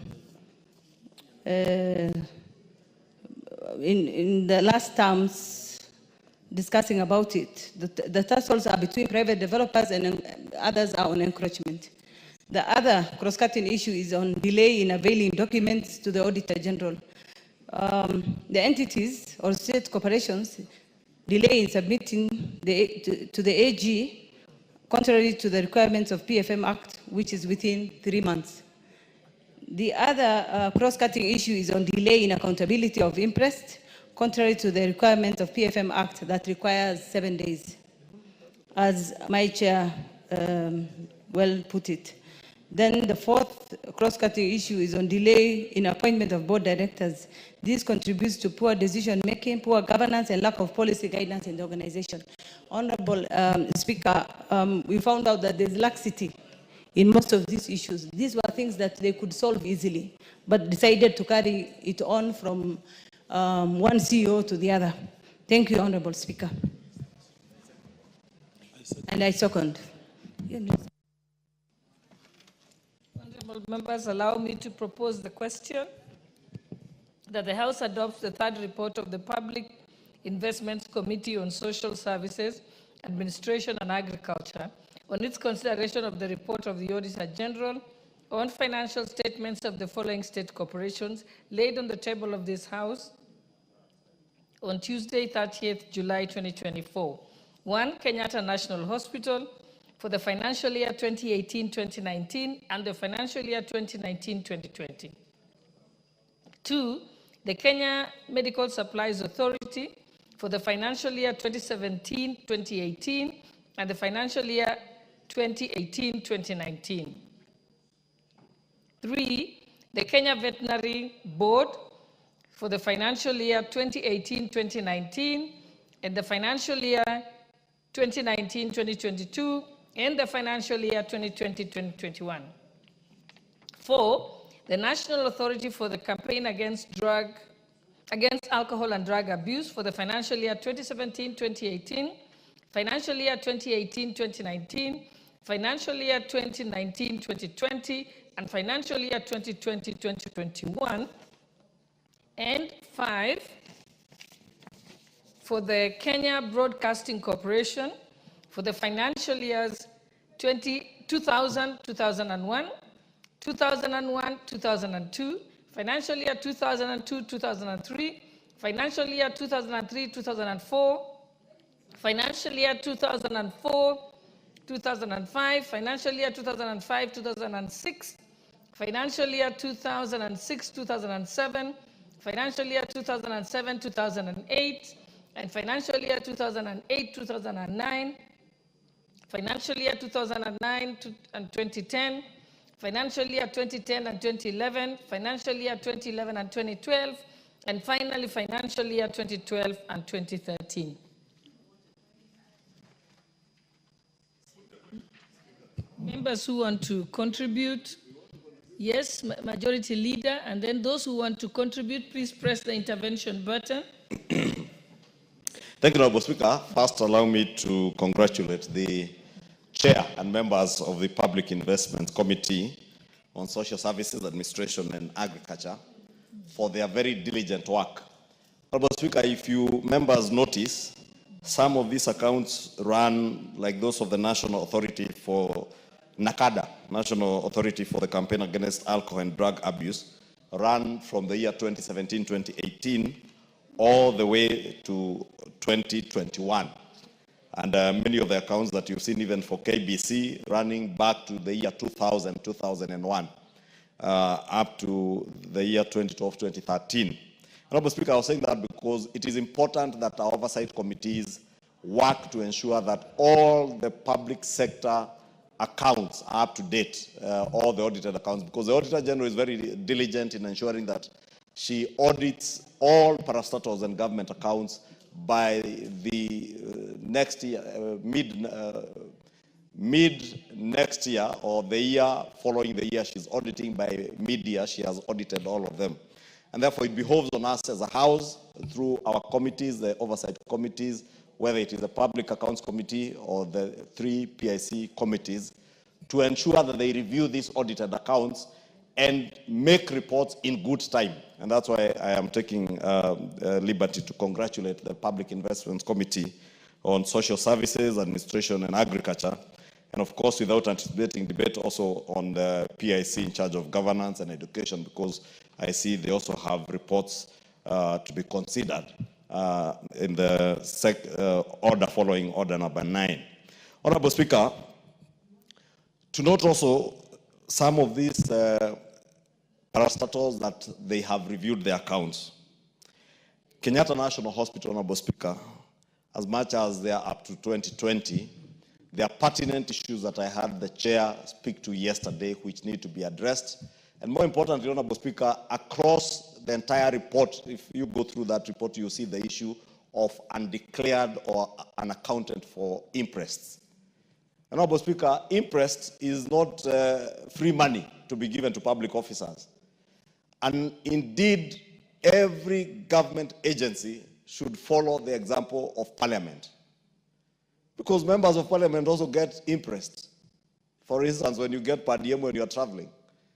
But if you do not account for it, it will either be recovered from your salary the following month, or the next time you are due to get interest, you will not get.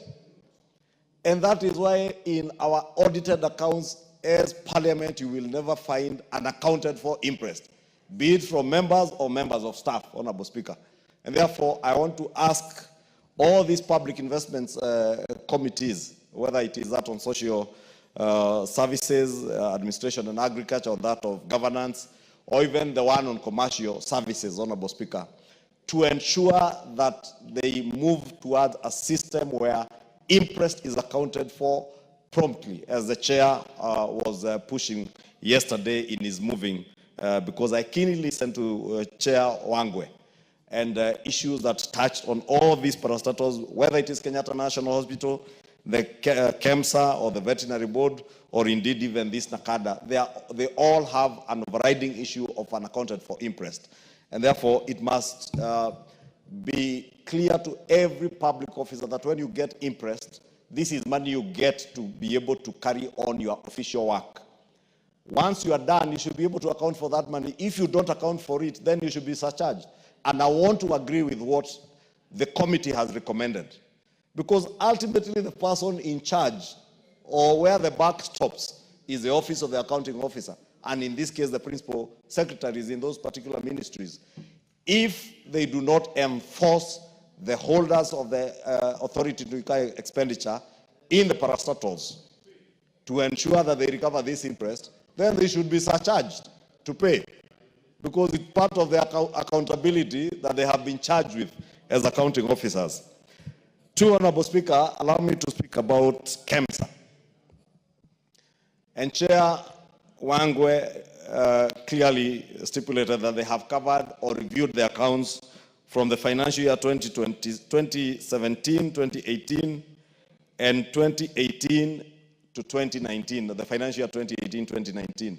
But Honorable Speaker, the year we are waiting for, and this is why I'm saying we must push our accounts, our accounting committees, to review all these accounts on a timely manner and report to the House so that action is taken at the right time.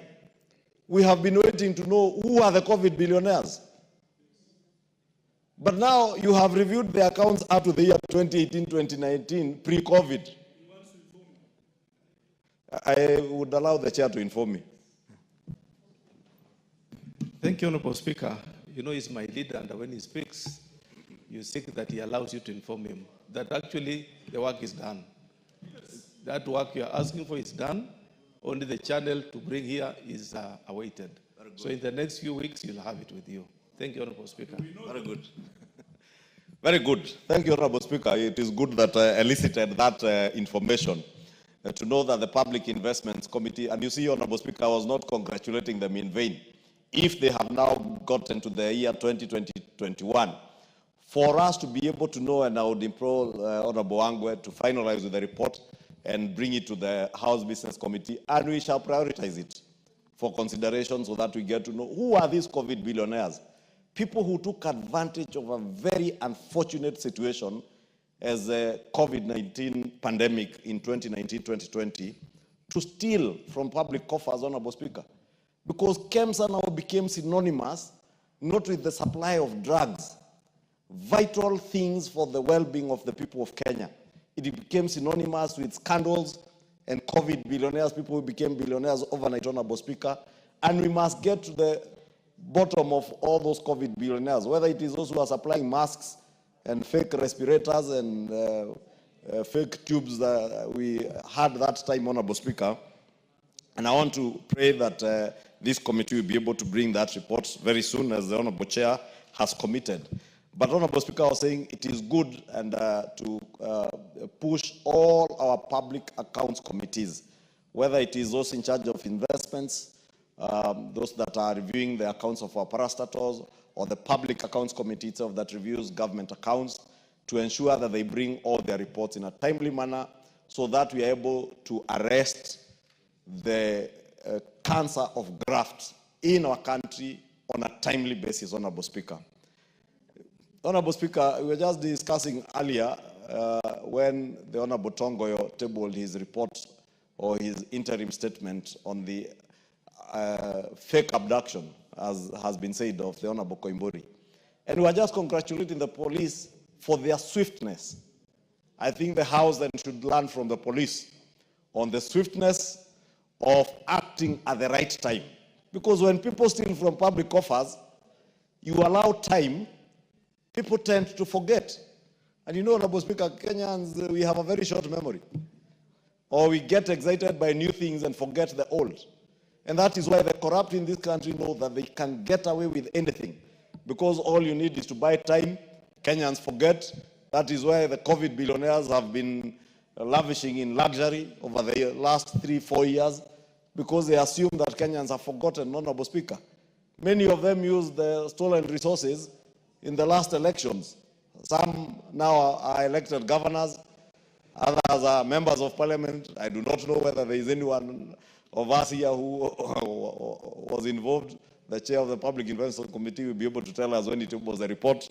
But I was just saying that, Honorable Speaker, to encourage these committees, Honorable Angwe's committee, Honorable Amboka's MP. I know they are diligent, and I must indeed congratulate also the Honorable Amboka, because being a first-time member of parliament who is serving with zeal and diligence as a chair of a committee, I can see he's clearly following my footsteps, because I was a vice chair of the Public Investments Committee in my first term as a member of parliament, Honorable Speaker, and moved on to become a chair of a committee in my second term.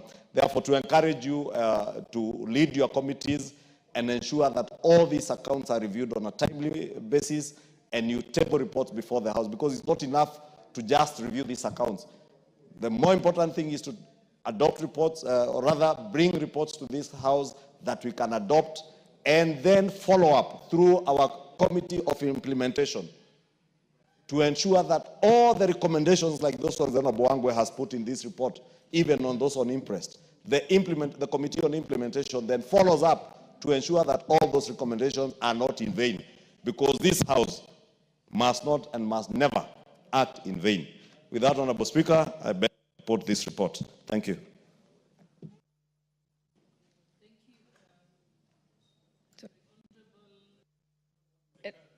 Honorable Member for Turkana North, I'll come to you. I'll write it down. Thank you, Madam Speaker.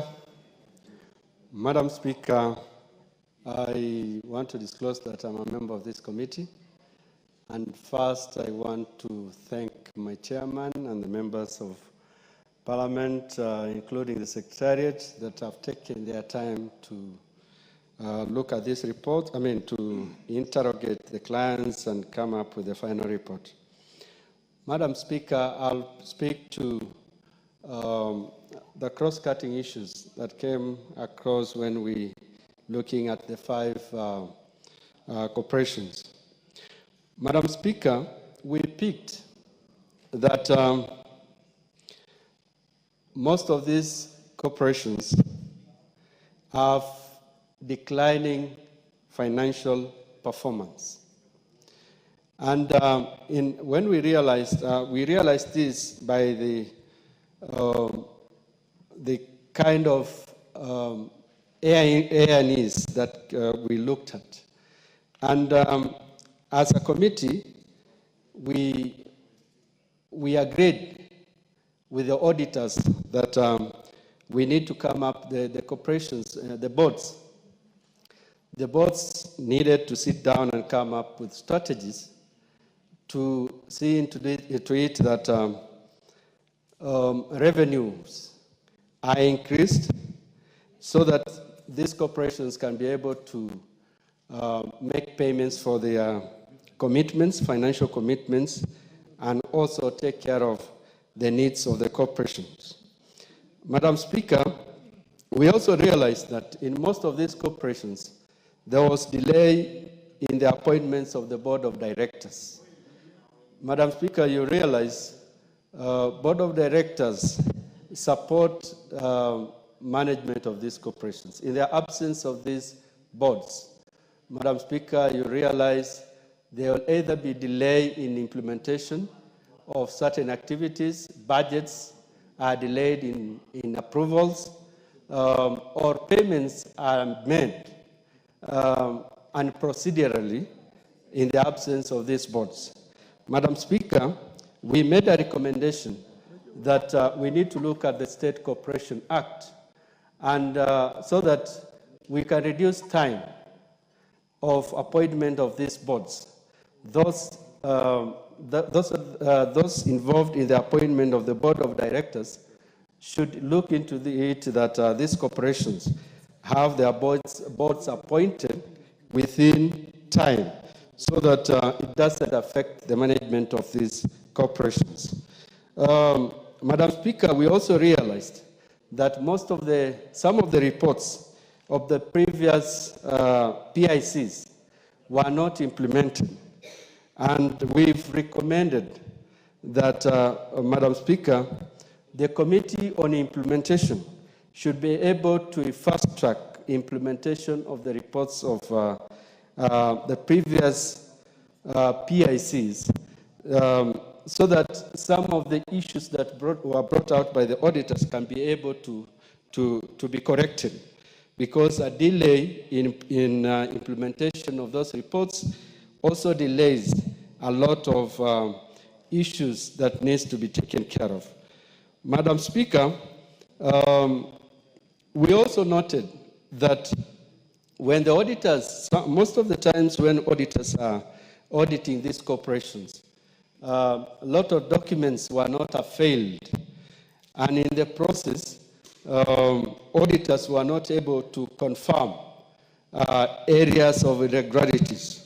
Madam Speaker, audit is a process, and that being a process, there's a lot of time given to these state corporations to provide evidence of what auditors will require.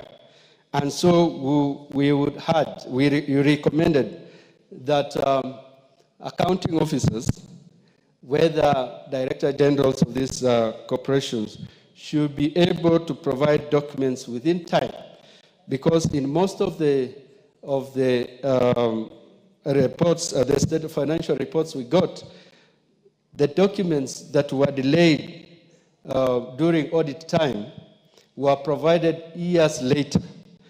And so auditors were not able to verify and confirm the inquiries that they wanted to pick.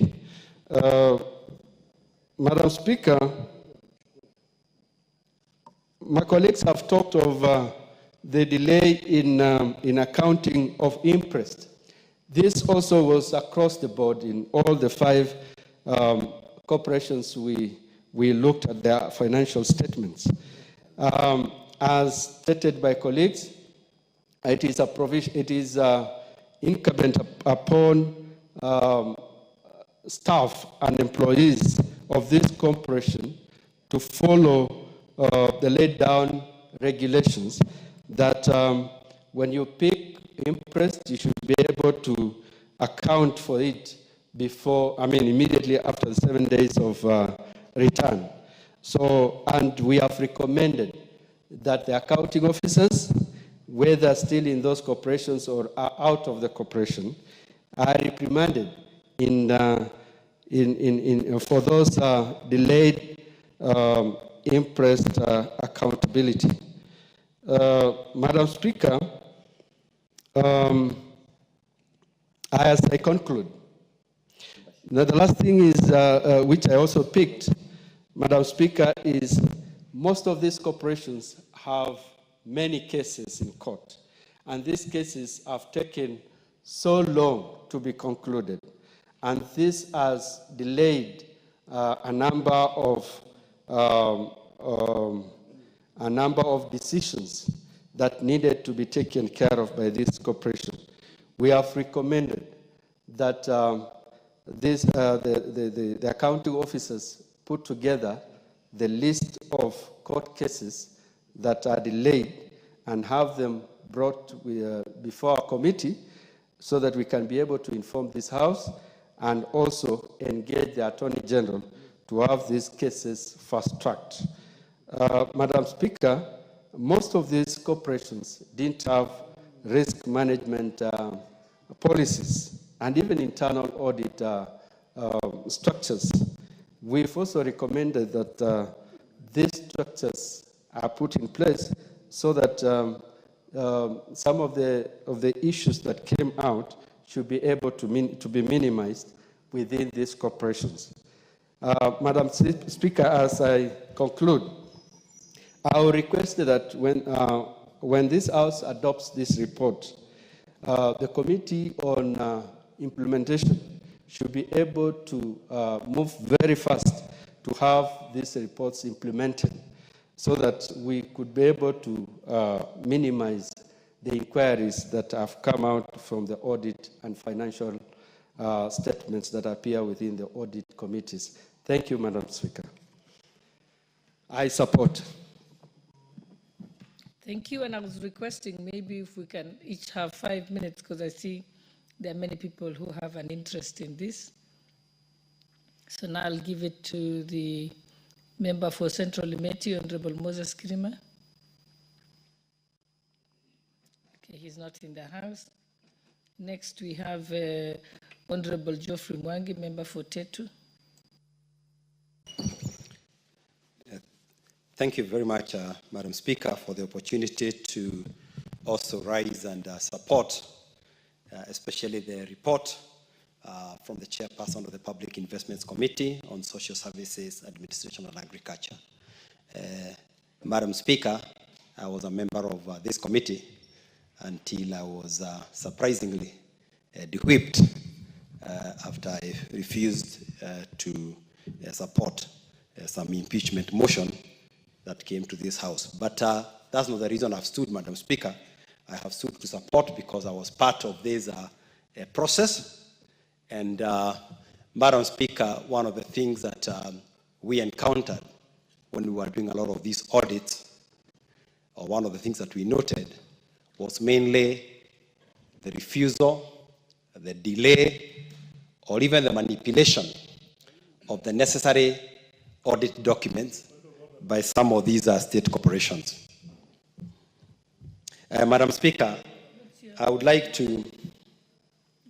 Point of order here. Yeah, I've just realized that our digital system, the televisions are not working very well.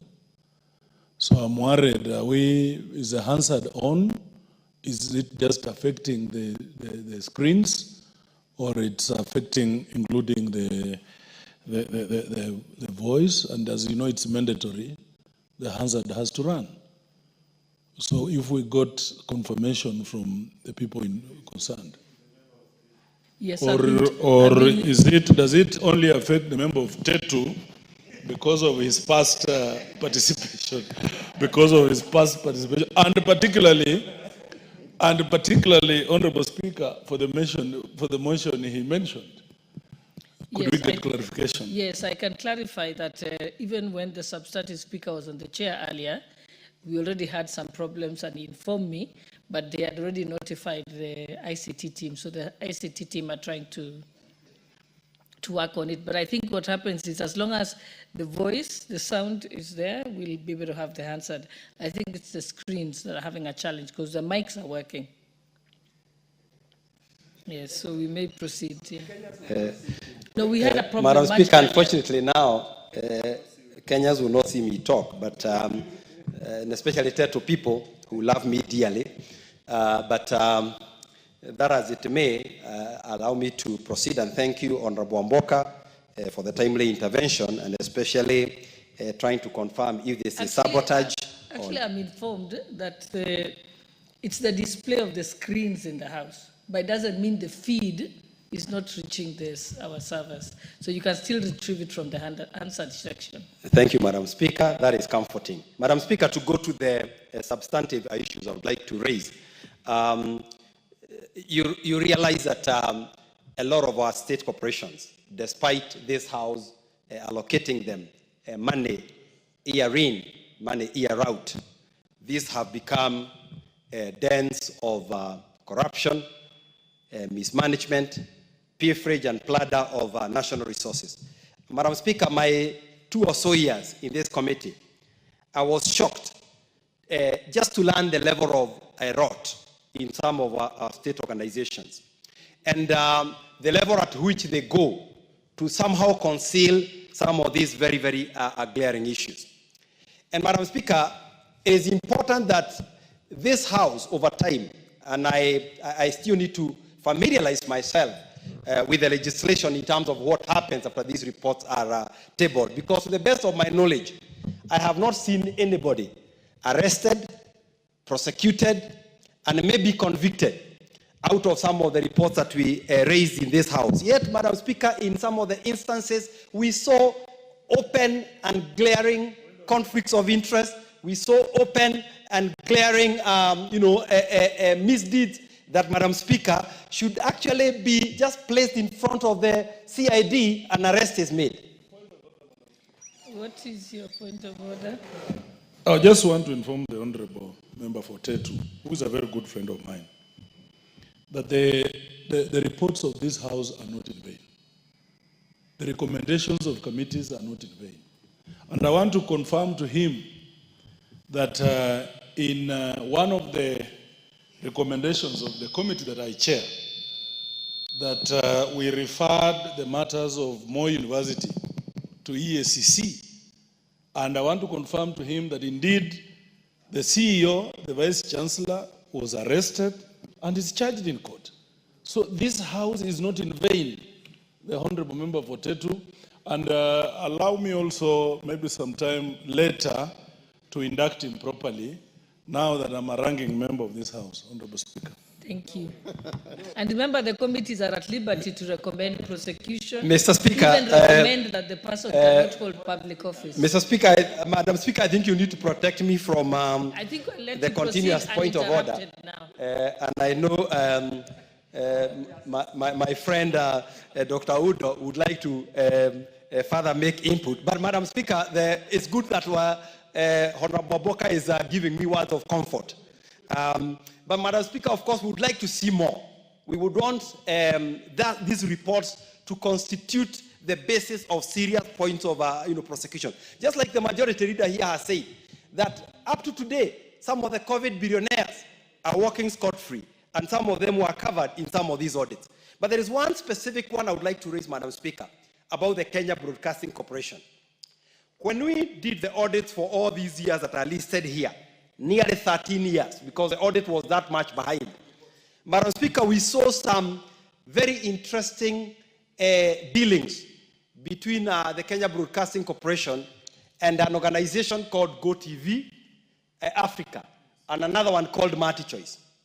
And Madam Speaker, what was surprising, and I remember the chairman of recently when there was a vetting of principal secretaries, I remember the chairman, raising some of these issues, that one of the people who we fingered out for conflict of interest is now the principal secretary in charge of the same information and broadcasting division.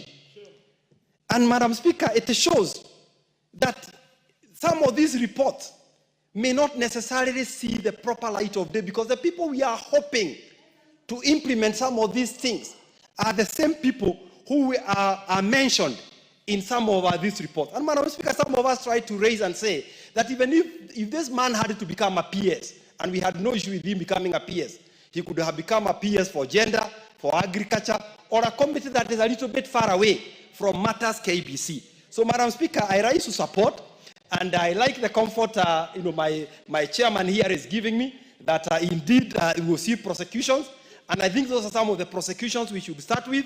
The people who stole money from KBC, the people who manipulated the shareholding of KBC, in a GoTV and MultiChoice, the people who plundered KEMSA, and they are still walking scot-free. Madam Speaker, these are the things that we want to see happening, because this House has to regain its place as a custodian and as a watchman of the people's resources. Thank you, Madam Speaker. I support.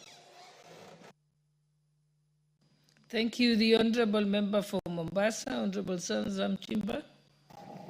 Asante sana Mheshimiwa Spika, na mimi niweze kuchangia ripoti hii ambayo imetolewa na kamati inayohusika na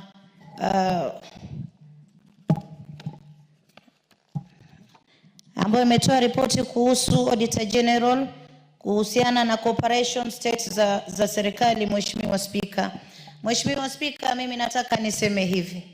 Ni dhahiri shahiri ukiangalia ripoti hii kuwa mambo mengi ama pesa nyingi za taifa zinapotea kwa sababu ya kuzembea kwa wale ambao wanahusika katika hizi states tofauti. Mheshimiwa Spika, naangalia hata ukiangalia mashamba, kwa mfano KBC, KEMSA na wengine wengi, mashamba ambayo wanafaa kujenga ama kuendeleza miradi tofauti ya serikali hayana hata title deed. Mheshimiwa Spika, na nikitoa ushahidi dhahiri ni kuwa hata Mombasa kuna wakati tulitembea katika idara ya maji, tukapata kuwa wanashamba wanasema shule pengine ile ya Nyali primary imechukua shamba yao, lakini wakiulizwa title deed, Mheshimiwa Spika, hawana, na wale wenye shule wana title deed. Sasa unajiuliza, serikali ndio ilienda kwa watu na haina title deed, ama watu walipataje title deed wakati serikali haina? Mheshimiwa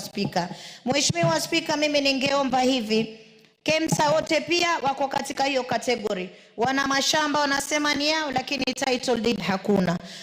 Kenyatta Hospital wana mashamba wanasema ni yao ambao ni ya serikali, lakini title deed hakuna. Ikiwa tunaweza kuchukua hizi title deeds zote, ikawa Wizara ya Fedha ndio inaweza kushughulikia hizi title deeds ili wapate title deeds ambazo ni za serikali katika wizara moja, itakuwa imesaidia serikali. Mheshimiwa Spika, na hata hii ndio inasababisha, Mheshimiwa Spika, kama ukanda wa Pwani sisi tuna matatizo sana ya mashamba. Watu wamekaa miaka zaidi ya 100, lakini unapata wanakuja wanavunjiwa nyumba zao, wanaambiwa shamba hili ni la wizara fulani, shamba hili ni la sehemu fulani, wakati ambapo wao wenyewe wamekaa miaka yote wako pale. Na ndio maana niweze kumpongeza Rais kwa kuweza kutuwekea 1.5 billion ya kuweza kufidia mashamba ya wale ambao hawana title deed na wamekaa miaka mingi pale waweze kupata zile title deed. Hii itatoa ile sitofahamu ambayo imekuwako baina ya wananchi pengine na serikali, ama hata na wale wezi wa mashamba ambaye anakuja hapa Ardhi House anaangalia sehemu fulani haina title deed, anaongaongana humo ndani, anachukua hiyo hati miliki, anakuja kuvunjia watu.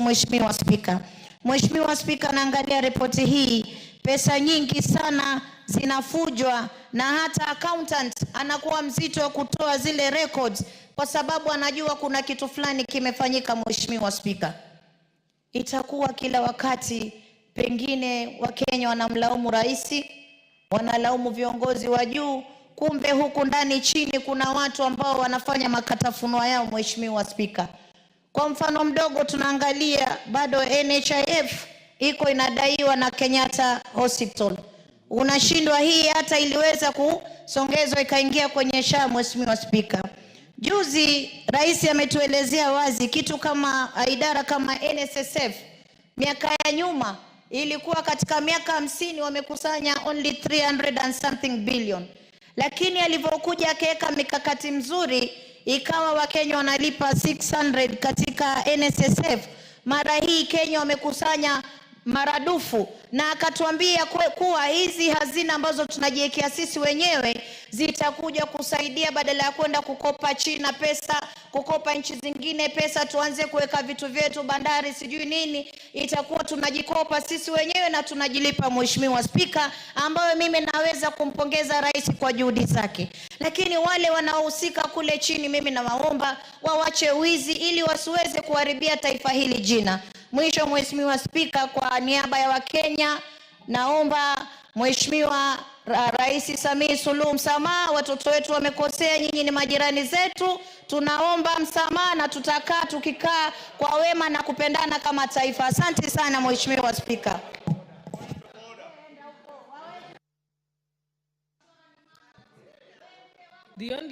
The member for Kilome.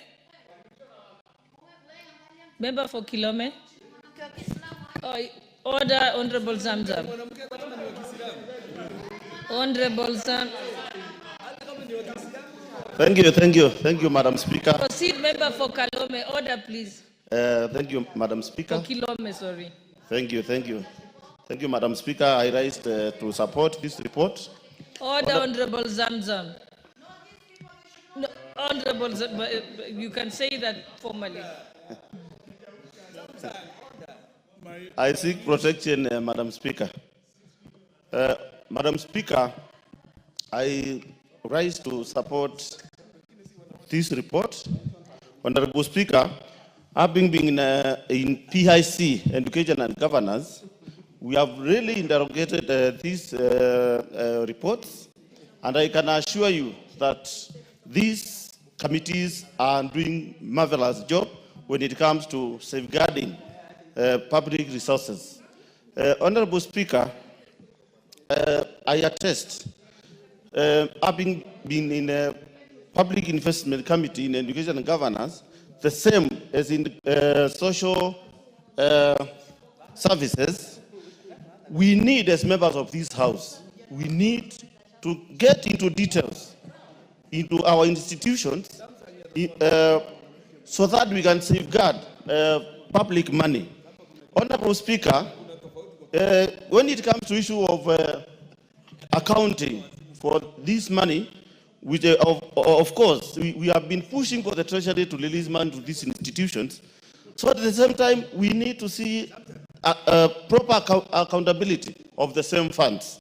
Honorable Speaker, I urge this committee under the chair Wangwe to make sure that they move with speed, because I've realized that most of the institutions have been audited, but as members of parliament, oversight committees have not been able to make proper utilization of the reports from the Auditor General.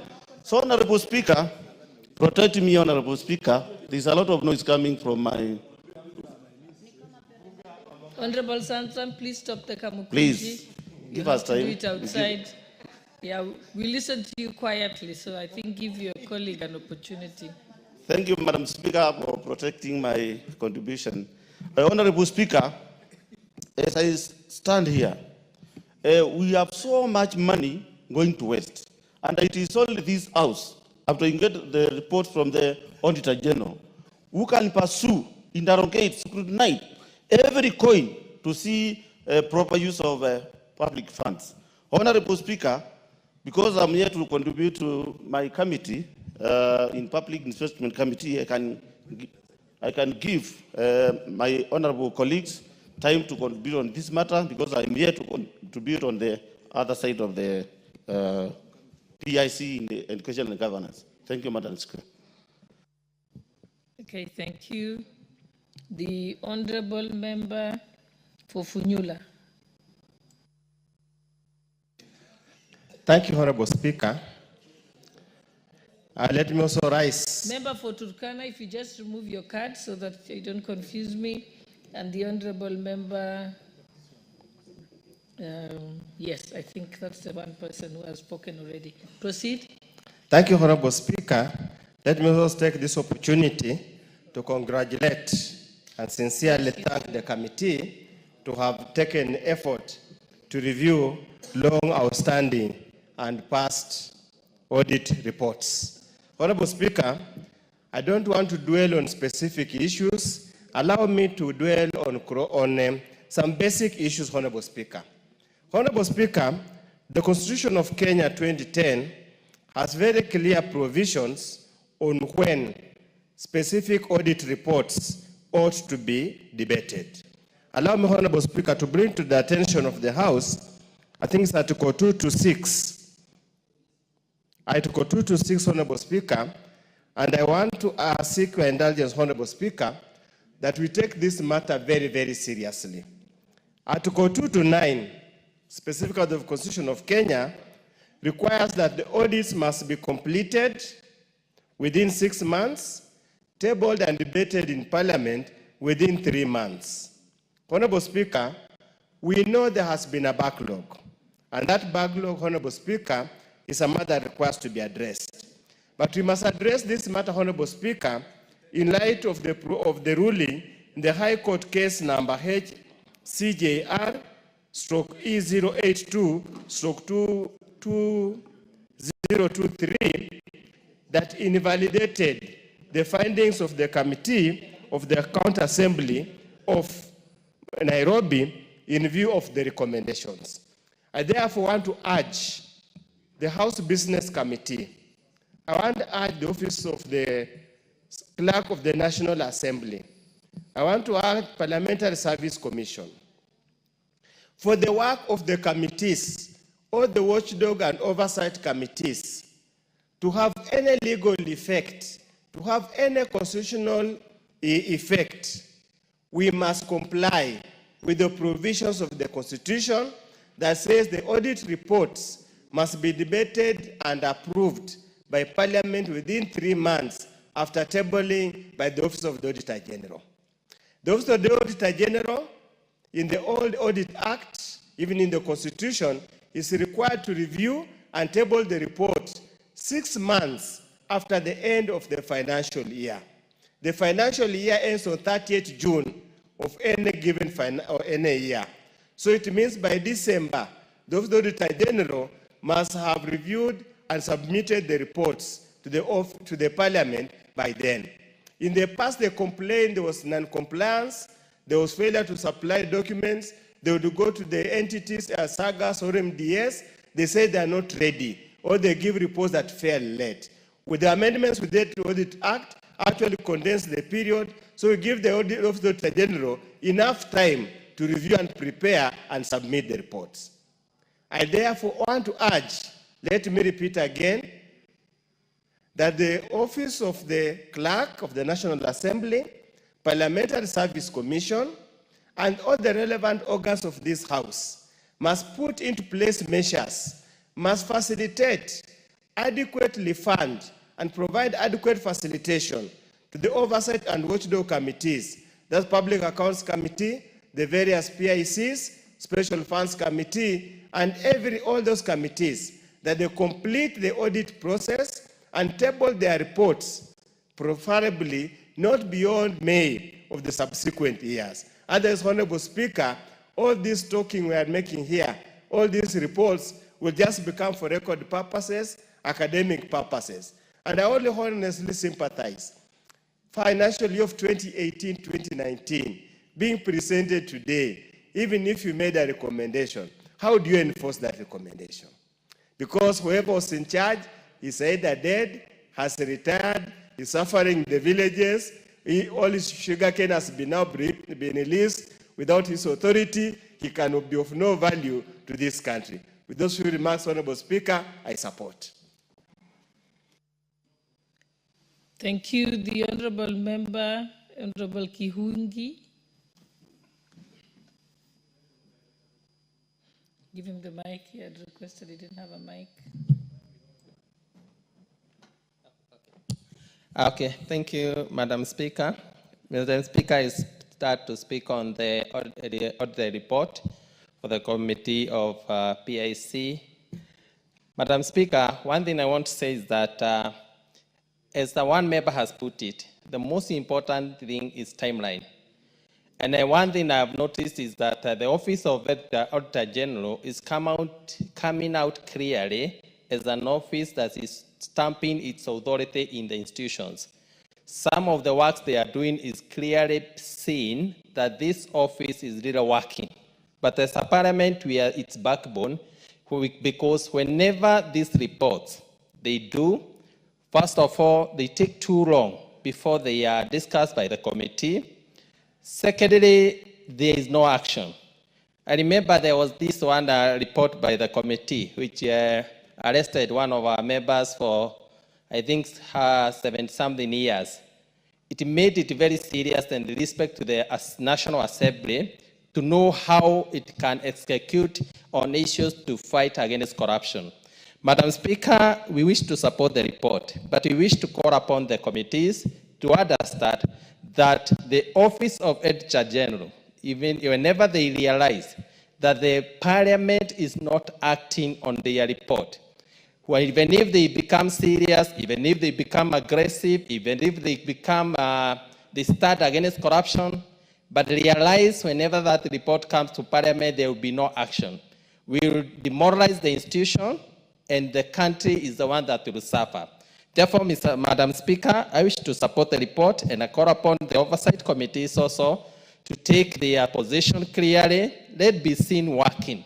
Because whenever reports come here, they are clean, but the news that are going around the papers from the Auditor General, they are glaring corruption going on. It will be seen somehow Parliament is compromised. But one big issue is timeline.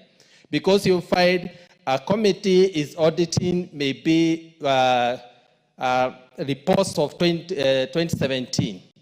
Therefore, that report has no essence. Because what we should do is to make sure we work with backlog and make sure we are dealing with the day-to-day issue. And that's where the impact of Parliament will be felt. Thank you, Madam Speaker. Thank you. The Honourable Member for Boyben, Honourable Phyllis Barto.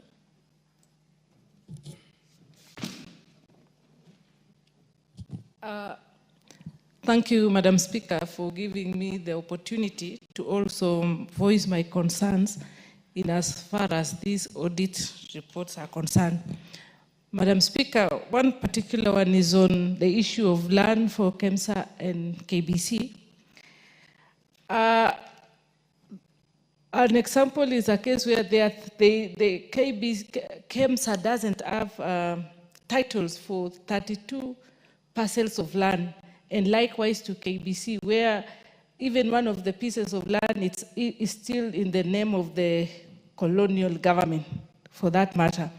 Madam Speaker, that's a very serious concern, given that we have people in Kenya who have appetite for land, and that is a very fertile ground for land grabbers. So, Madam Speaker, that is a very serious concern, and it's not just those state corporations which have been mentioned. It is a symptom. It affects the entire society in Kenya, even our institutions of higher learning or even schools.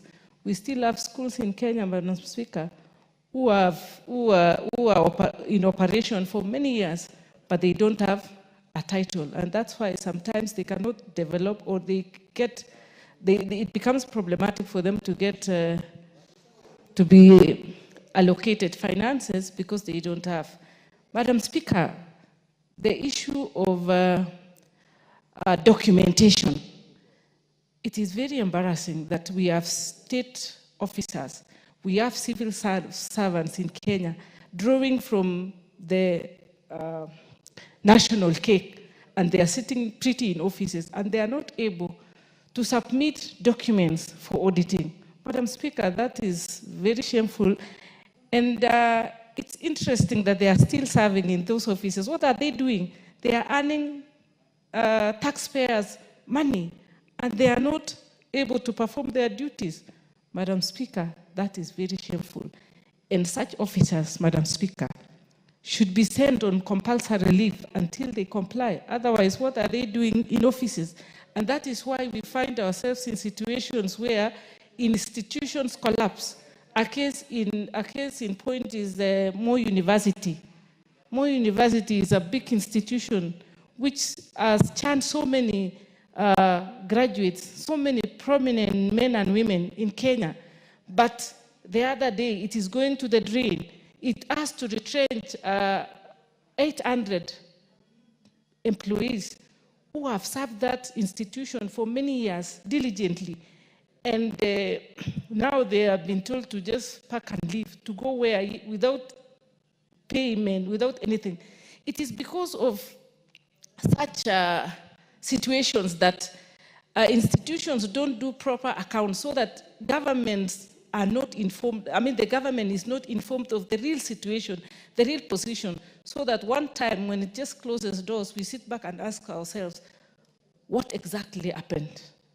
It is because of people who sit in these offices and they refuse to do, to follow due process or refuse to do due diligence in their various responsibilities. The report also indicates that most of these institutions have weak governance. So does it mean that we are having people who are serving in these offices who are incompetent? How do they find themselves there? And yet, we have Kenyans who are very qualified. We have Kenyans who have been trained, and they are very competent. Why can't they step down and allow those people who are able, those people who are competent, to run those corporations? Madam Speaker, it is very embarrassing. And when I looked at their audit reports, some are dated. I mean, why should it be? I mean, if this is what is happening, I mean, if this happened some time back, I'm even worried that this is 2025. Exactly what is going on at this point? Things must be going away. Madam Speaker, I think we have to get serious, and we have to task the people we put in we give. You can give her a minute, just finish her sentence. Sorry. We have to get serious in the people we give them responsibilities to run our institutions, and get the right people and task them. Otherwise, we will be going back and forth forever, and that is what brings development down. Thank you, Madam Speaker. Thank you. The Honorable Member for Githunguri, Honorable Wamushomba. Thank you, Madam Speaker. I rise to support this report from the committee that oversights these organizations listed here: the Kenya National Hospital, the Kenya Medical Supplies Authority, the Kenya Veterinary Board, and the National Authority of the Campaign Against Alcohol and Drug Abuse. Madam Speaker, it's very disappointing that today, being May 2025, we are discussing reports of 2017, 2018, 2019, 2020, and 2021. It's very unfortunate, because if there is anybody who wanted to go away or run away with an offense that may have been picked from this report, there is nothing much that can be done to salvage public money. So issues that have been raised here by the member for Funyula, matters timelines, matters deadlines. I think these are critical issues if really we want to be the house that oversights these institutions.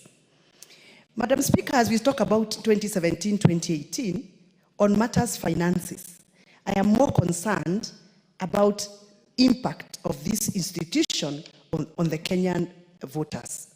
Madam Speaker, I come from Kiambu County, and I'm sure you know, even in your county, Madam Speaker, Uasin Gishu, we have a very serious problem on alcoholism. We have a very serious problem of drug abuse, a serious problem of suicide, dropouts, teenage pregnancies, crime, all emanating from issues of drug addiction. Madam Speaker, if we are seated here today discussing reports of 2018, 2019, yet we are struggling with a serious drug abuse of the current year, when will the issue of this current year be discussed in this house? If this is the trend, it means the issues of this current year we will be discussed in 2030. And this is very serious. Why are we elected? We are elected to deal with matters of the day, rescue the generation of the day, provide interventions and solutions for the matters of the day. So if we cannot be discussing why our young people are indulging in drugs now, reports that I would be excited to discuss in this house with a lot of energy and vigor are the reports of how Nakada is sorting out the drug menace in Kiandutu slums of Thika in Kiambu County. How Nakada is sorting out the issues of proliferation of cannabis. Madam Speaker, right now, if you look at the reports that we are consuming from the Kenyatta National Hospital and Ministry of Health, it is shocking that in every 11 young boys and girls in Kenya, between 15 and 24 years, 1 in every 11 of them are consuming drugs. Not just drugs, they are consuming cannabis. They are committing suicide. They are dropping out of school. So when we come here and discuss finances of 2018, 2019, yet the boys and girls are dropping out of school and committing suicide, what are we doing in this house? So, Madam Speaker, I am very concerned that this is the trend, and it is us in this house that must change this trend. Let us be discussing matters that concerns our people's livelihood in the current parliament. Why are we carrying forward businesses that were supposed to be conducted in this house back in 2017? Madam Speaker, I served in this parliament in 2017, 2018. The same story I'm speaking today of my young sons and daughters indulging in drugs are still happening in my county. What is Nakada doing? Are we perennially going to be funding them and we are still crying and whining over the same problems that we've been going through? So, Madam Speaker, in as much as I rise to support this report, I want to throw a challenge into this house. We must be the face and the voice of doing good, not only for ourselves, but for the people we represent. So as we speak right now, I'll be very, very much interested to throw a challenge to Nakada to tell us, now that 100 of our 632 young men in this country are confirmed to be addicts of cannabis, what are they doing? Are we going to continue like this forever? Madam Speaker, I submit. Thank you. We'll now close. We'll finish with the Honorable Member for Kigumo or the Honorable Member for, I think, also Marsabit. Just those two, then we can close. So thank you very much. Make sure the chairman is here. Thank you very much, Madam Speaker. I start to raise and support this report by PIC. And I think the issue of timelines cannot be overemphasized. I've heard my colleague talk about Nakada, whose reports we are discussing from 2017 and 2018. And we have also reports from Kenya Broadcasting Corporation from the year 2000, 2001. And it is shocking that we can be debating reports that are 26 years old.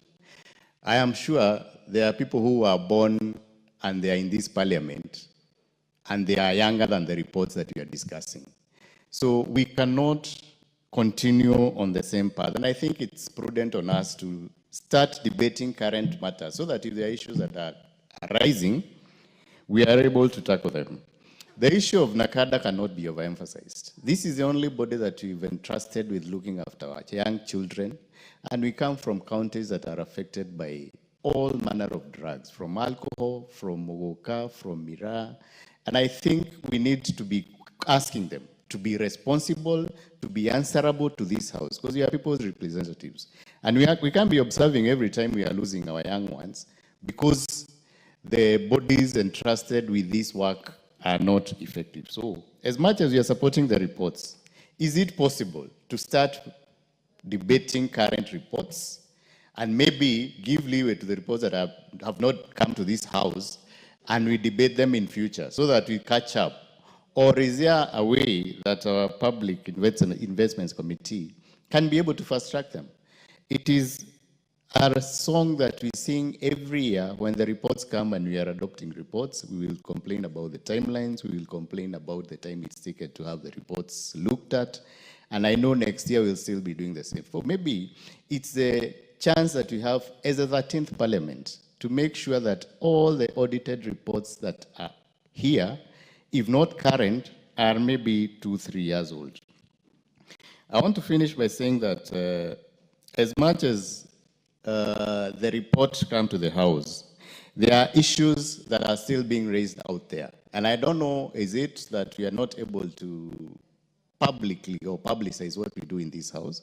Because every time you look at the papers and the Auditor General's report, as much as you say that we've looked at numbers, we've looked at figures, and they are good, we will still find that weird cases of corruption being reported. So it's also on us as a House to make sure that the reports we adopt are publicized and they reflect the true reality of the bodies that we are looking at. So I submit and I support. Thank you, Madam Speaker. Thank you. And the Honorable Member for Marsabit, Honorable Namiwako.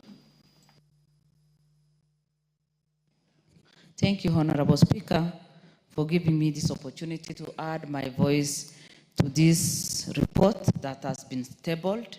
And from the onset, I want to say that I support the report and also congratulate the committee for giving us such a detailed report that can guide this House. Honorable Speaker, having gone through the report, there are things that we cannot allow to continue in this country. Number one, a report that has details of things that has happened for the last 26 years is not something that we should be excited about, because we've had different parliament. 12th parliament was there, 11th parliament was there, 10th parliament was there, and the reports would have been presented and tabled, and issues that are of concerns would have been dealt with.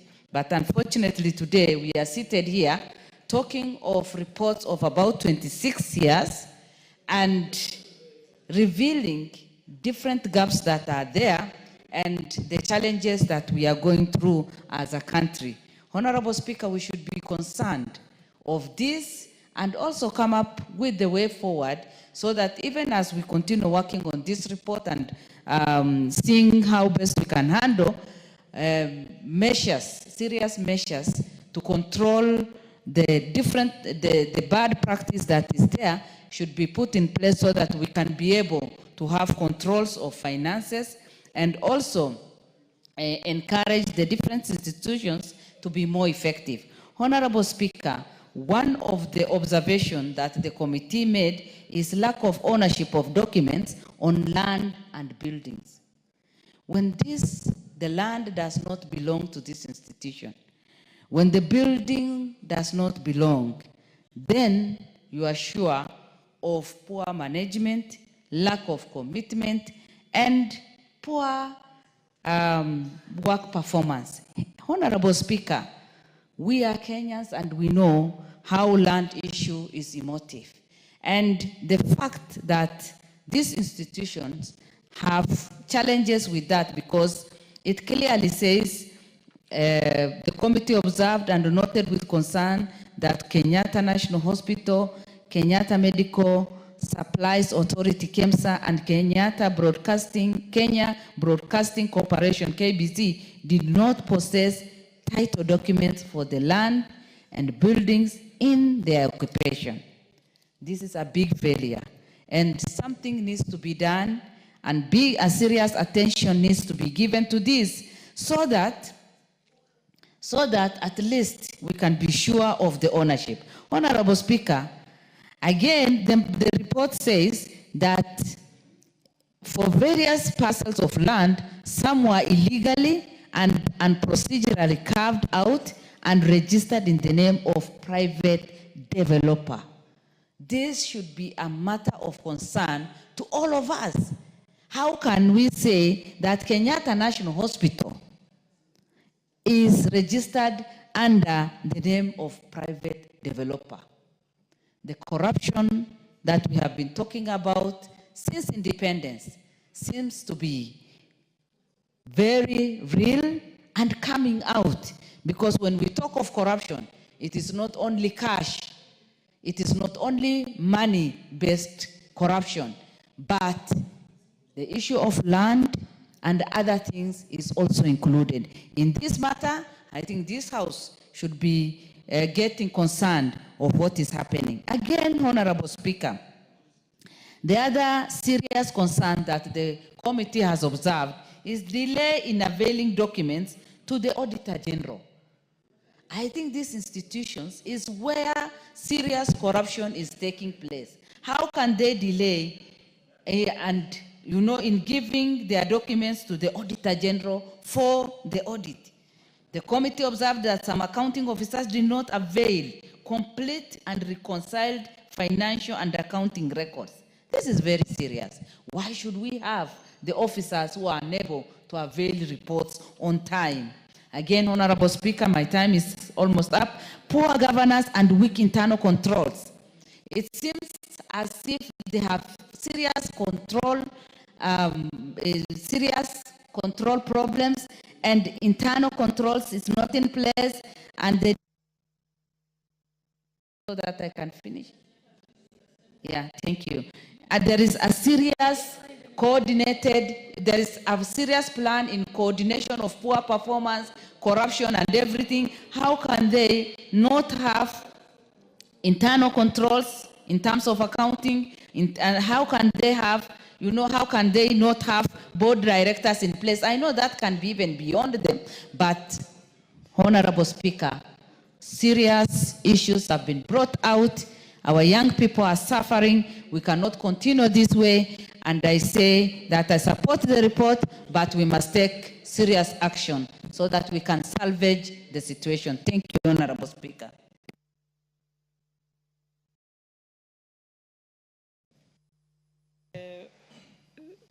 The chairperson is not here, so we shall have him to reply at the next session so we can proceed with our next order.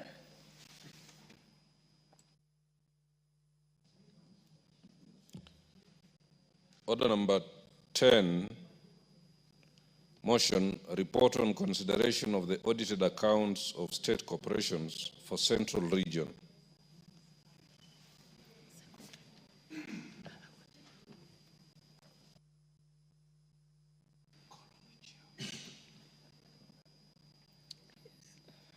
Yes, Honorable Wanami, proceed, Chairperson. I don't know why they're sabotaging me. Oh, you don't have a Chairperson Public Investment. Thank you, Committee on Honorable Governance Speaker. and Education. Thank you, Honorable Speaker. I beg to move that this House adopts the third report of the Public Investments Committee on Governance and Education on the examination of the reports of the Auditor General on the financial statements of the state corporations and the Central Region for the financial years 2018-19, 2019-20, and 2020-21, laid on the table of the House on Wednesday, December 6th, 2023. Honorable Speaker, in this report, the committee handled the following agencies: Nyandarua National Polytechnic, Gitanga Technical and Vocational College, Madenge Technical Training Institute, Tetu Technical and Vocational College, Madhioya Technical and Vocational College, Mukruini Technical Training Institute, Kieni Technical and Vocational College, Runyenjes Technical and Vocational College, Kamukunji Technical and Vocational College, PC Kinyanju Technical and Training Institute, Thika Technical Training Institute, Ngong Technical and Vocational College, Multimedia University, Kiambu Institute of Science and Technology, Gatundu South Technical and Vocational College, Kipipiri Technical and Vocational College, Michuki Technical Training Institute, and Kenyatta University. Honorable Speaker,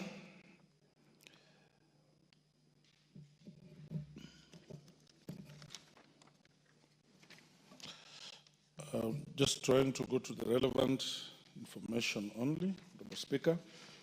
The committee proposes policy recommendations aimed at addressing financial and audit challenges, and at the same time recommends specific actions against officers who may have acted contrary to the law.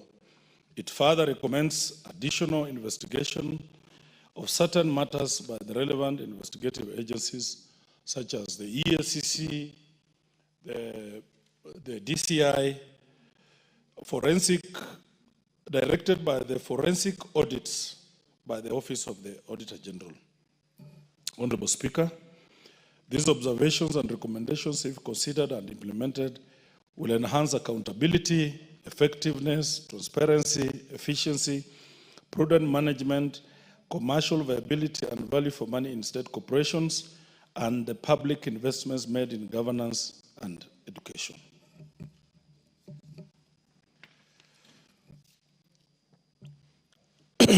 Honorable Speaker, the committee places responsibility on the Office of the Auditor General for the quality of the audit reports tabled in the House. It has come to the committee's attention that pertinent matters that should have been highlighted in the reports were not raised by the Auditor General. During site visits, the committee has frequently encountered concerns related to construction projects and their implementation and management. Kenyatta University, for instance, had 4 stalled projects at the foundation level worth 616 million for 27,834. The committee could not, however, not ascertain whether the institution obtained value for money for the funds so far spent. The committee noted that the above issues had not been raised in the Auditor General's report. As a result, the committee requested for a special audit to be conducted by the Auditor General on this matter. The committee also noted that various officers had been serving in an acting capacity beyond the stipulated timelines.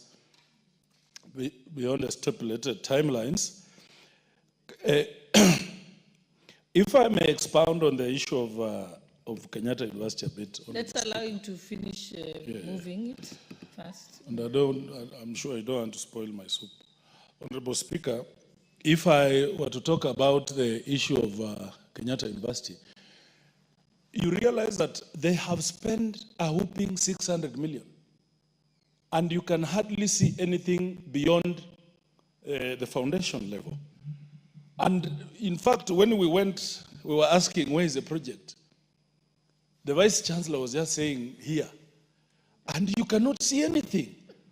And they have spent 600 million. Yeah, and you know, it becomes sad that the Auditor General did not capture this. So when we engage the Office of the Auditor General, Honorable Speaker, the Auditor General is not sufficiently funded. We want to implore on this House, especially now during the budget making process, that may we sufficiently fund the office of these oversight offices, you know, the Auditor General, the budget, what is her name? Madam, what's her name? The Controller of Budget. They're doing a very good job, Honorable Speaker. And they will not function, we will not get proper value for money if they are not properly resourced.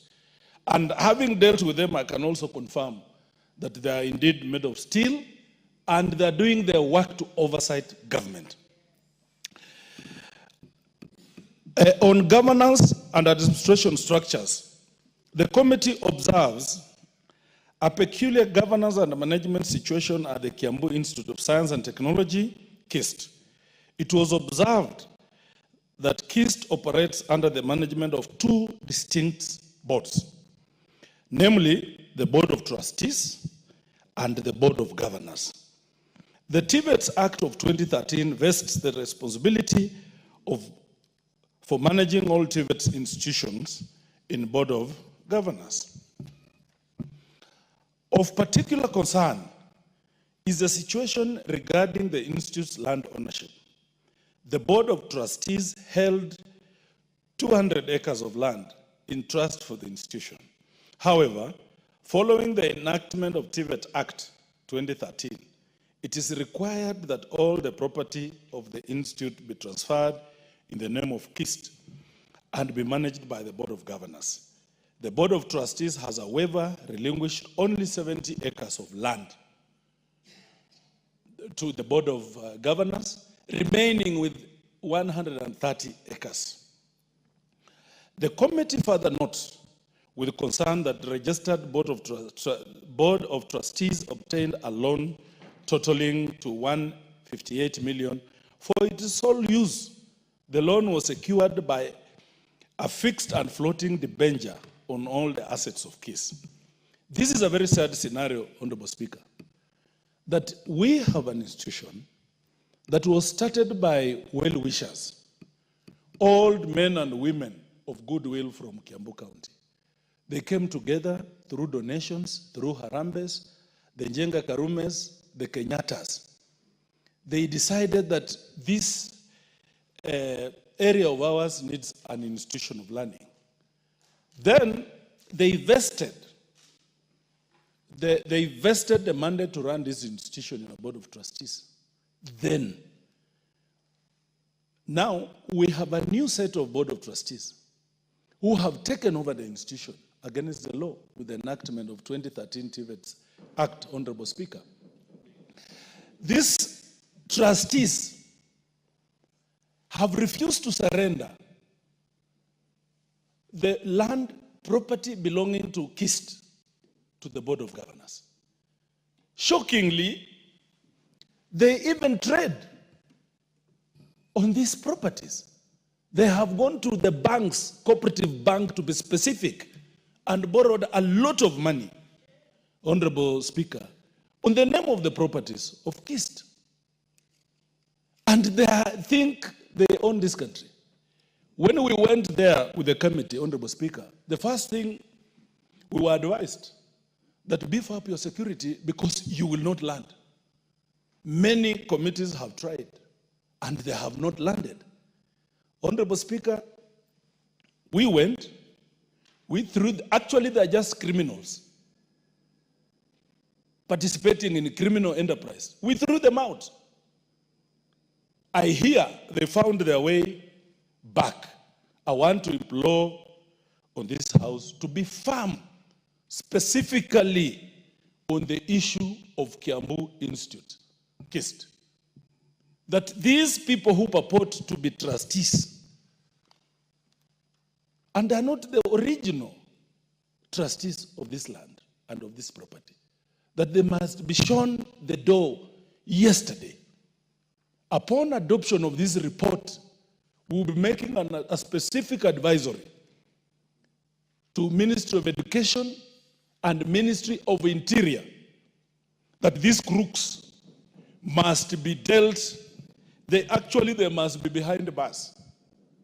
Honorable Speaker, these are the people who need to be in jail, not the other people that we are discussing in this House. The committee recommends that the Board of Trustees be declared persona non grata. They should henceforth cease to interfere in the matters of the Institute. The committee further recommends that the Board of Governors take the necessary steps to ensure that the property of the Institute is vested in the name of Kiambu Institute of Science and Technology as provided for in the TVET's Act 2013. Further, the governance structure of the Institute be restructured in accordance with the provision outlined in the TVET Act of 2013 so as to have the government interest represented by the Board of Governors, Cabinet Secretaries for the National Treasury, and Ministry of Education. Understaffing in the TVET institutions. The committee observed that the technical and vocational colleges are facing an acute shortage of both teaching and non-teaching staff. The ideal trainer to trainee ratio as recommended by the World Bank is 1 to 25, while the Ministry of Education recommends a ratio of 1 to 30. Unfortunately, in certain instances, the ratio in some courses has reached as high as 1 to 130. Then that beckons the question of what kind of students that are coming out of these institutions, Honorable Speaker. This House must be firm. We must resource the Ministry of Education, and we must be firm to Treasury. Then they used to operate under the funding model called DUC. And hardly did they even ever reach 50% of their bargain of what they were to send to these institutions. This house must be firm. This situation significantly impacts the quality of education and training offered to students. The committee also noted an inequitable allocation of resources in TVETs, with some regions having well-equipped institutions while others have dire situations with limited to deteriorating facilities. Honorable Speaker, we want this House to be firm on the rules of equity and natural justice, that every region must share to the national cake. It is sad, Honorable Speaker, that some areas, some regions in this country have as many TVET institutions and these institutions of higher learning more than some other regions. When you go to an area like Turkana, for instance, there is a Turkana University. You cannot compare. It doesn't look like a university. It's a university on paper. So we are asking this House to prioritize when it comes to allocation of resources to this institution, that let us be fair. Let us observe equity. Let every region feel part and parcel of this country, and so that the students that come out of these institutions must be properly prepared for the job market. The committee recommends suspending the establishment of new technical and vocational educational and training TVET institutions until existing ones are upgraded to meet the requisite standards. This will ensure that the quality of education and training is enhanced, contributing to workforce and improvement of national competitiveness, prioritizing resource consolidation and educational optimization. The committee recommends targeting neglected regions and prioritizing the TVET sector in resource allocation to address underfunding and employ infrastructure. Adequate funding would attract and retain high qualified instructors, thereby enhancing the quality of education. Honorable Speaker, poor accounting standards and general incapacity of some accounting officers. The committee found that due to previous lack of exposure to the audit process, culminating in parliamentary review, some accounting officers were ignorant or non-compliant with the various provisions of the PFM Act of 2012 and Public Audit Act of 2015. Audit queries spanning as far back as year 2018-19 remained unresponded to by some agencies who were only jolted to actions once invited by the committee. Most severe was Madhyoya TVC, which relied on a trainer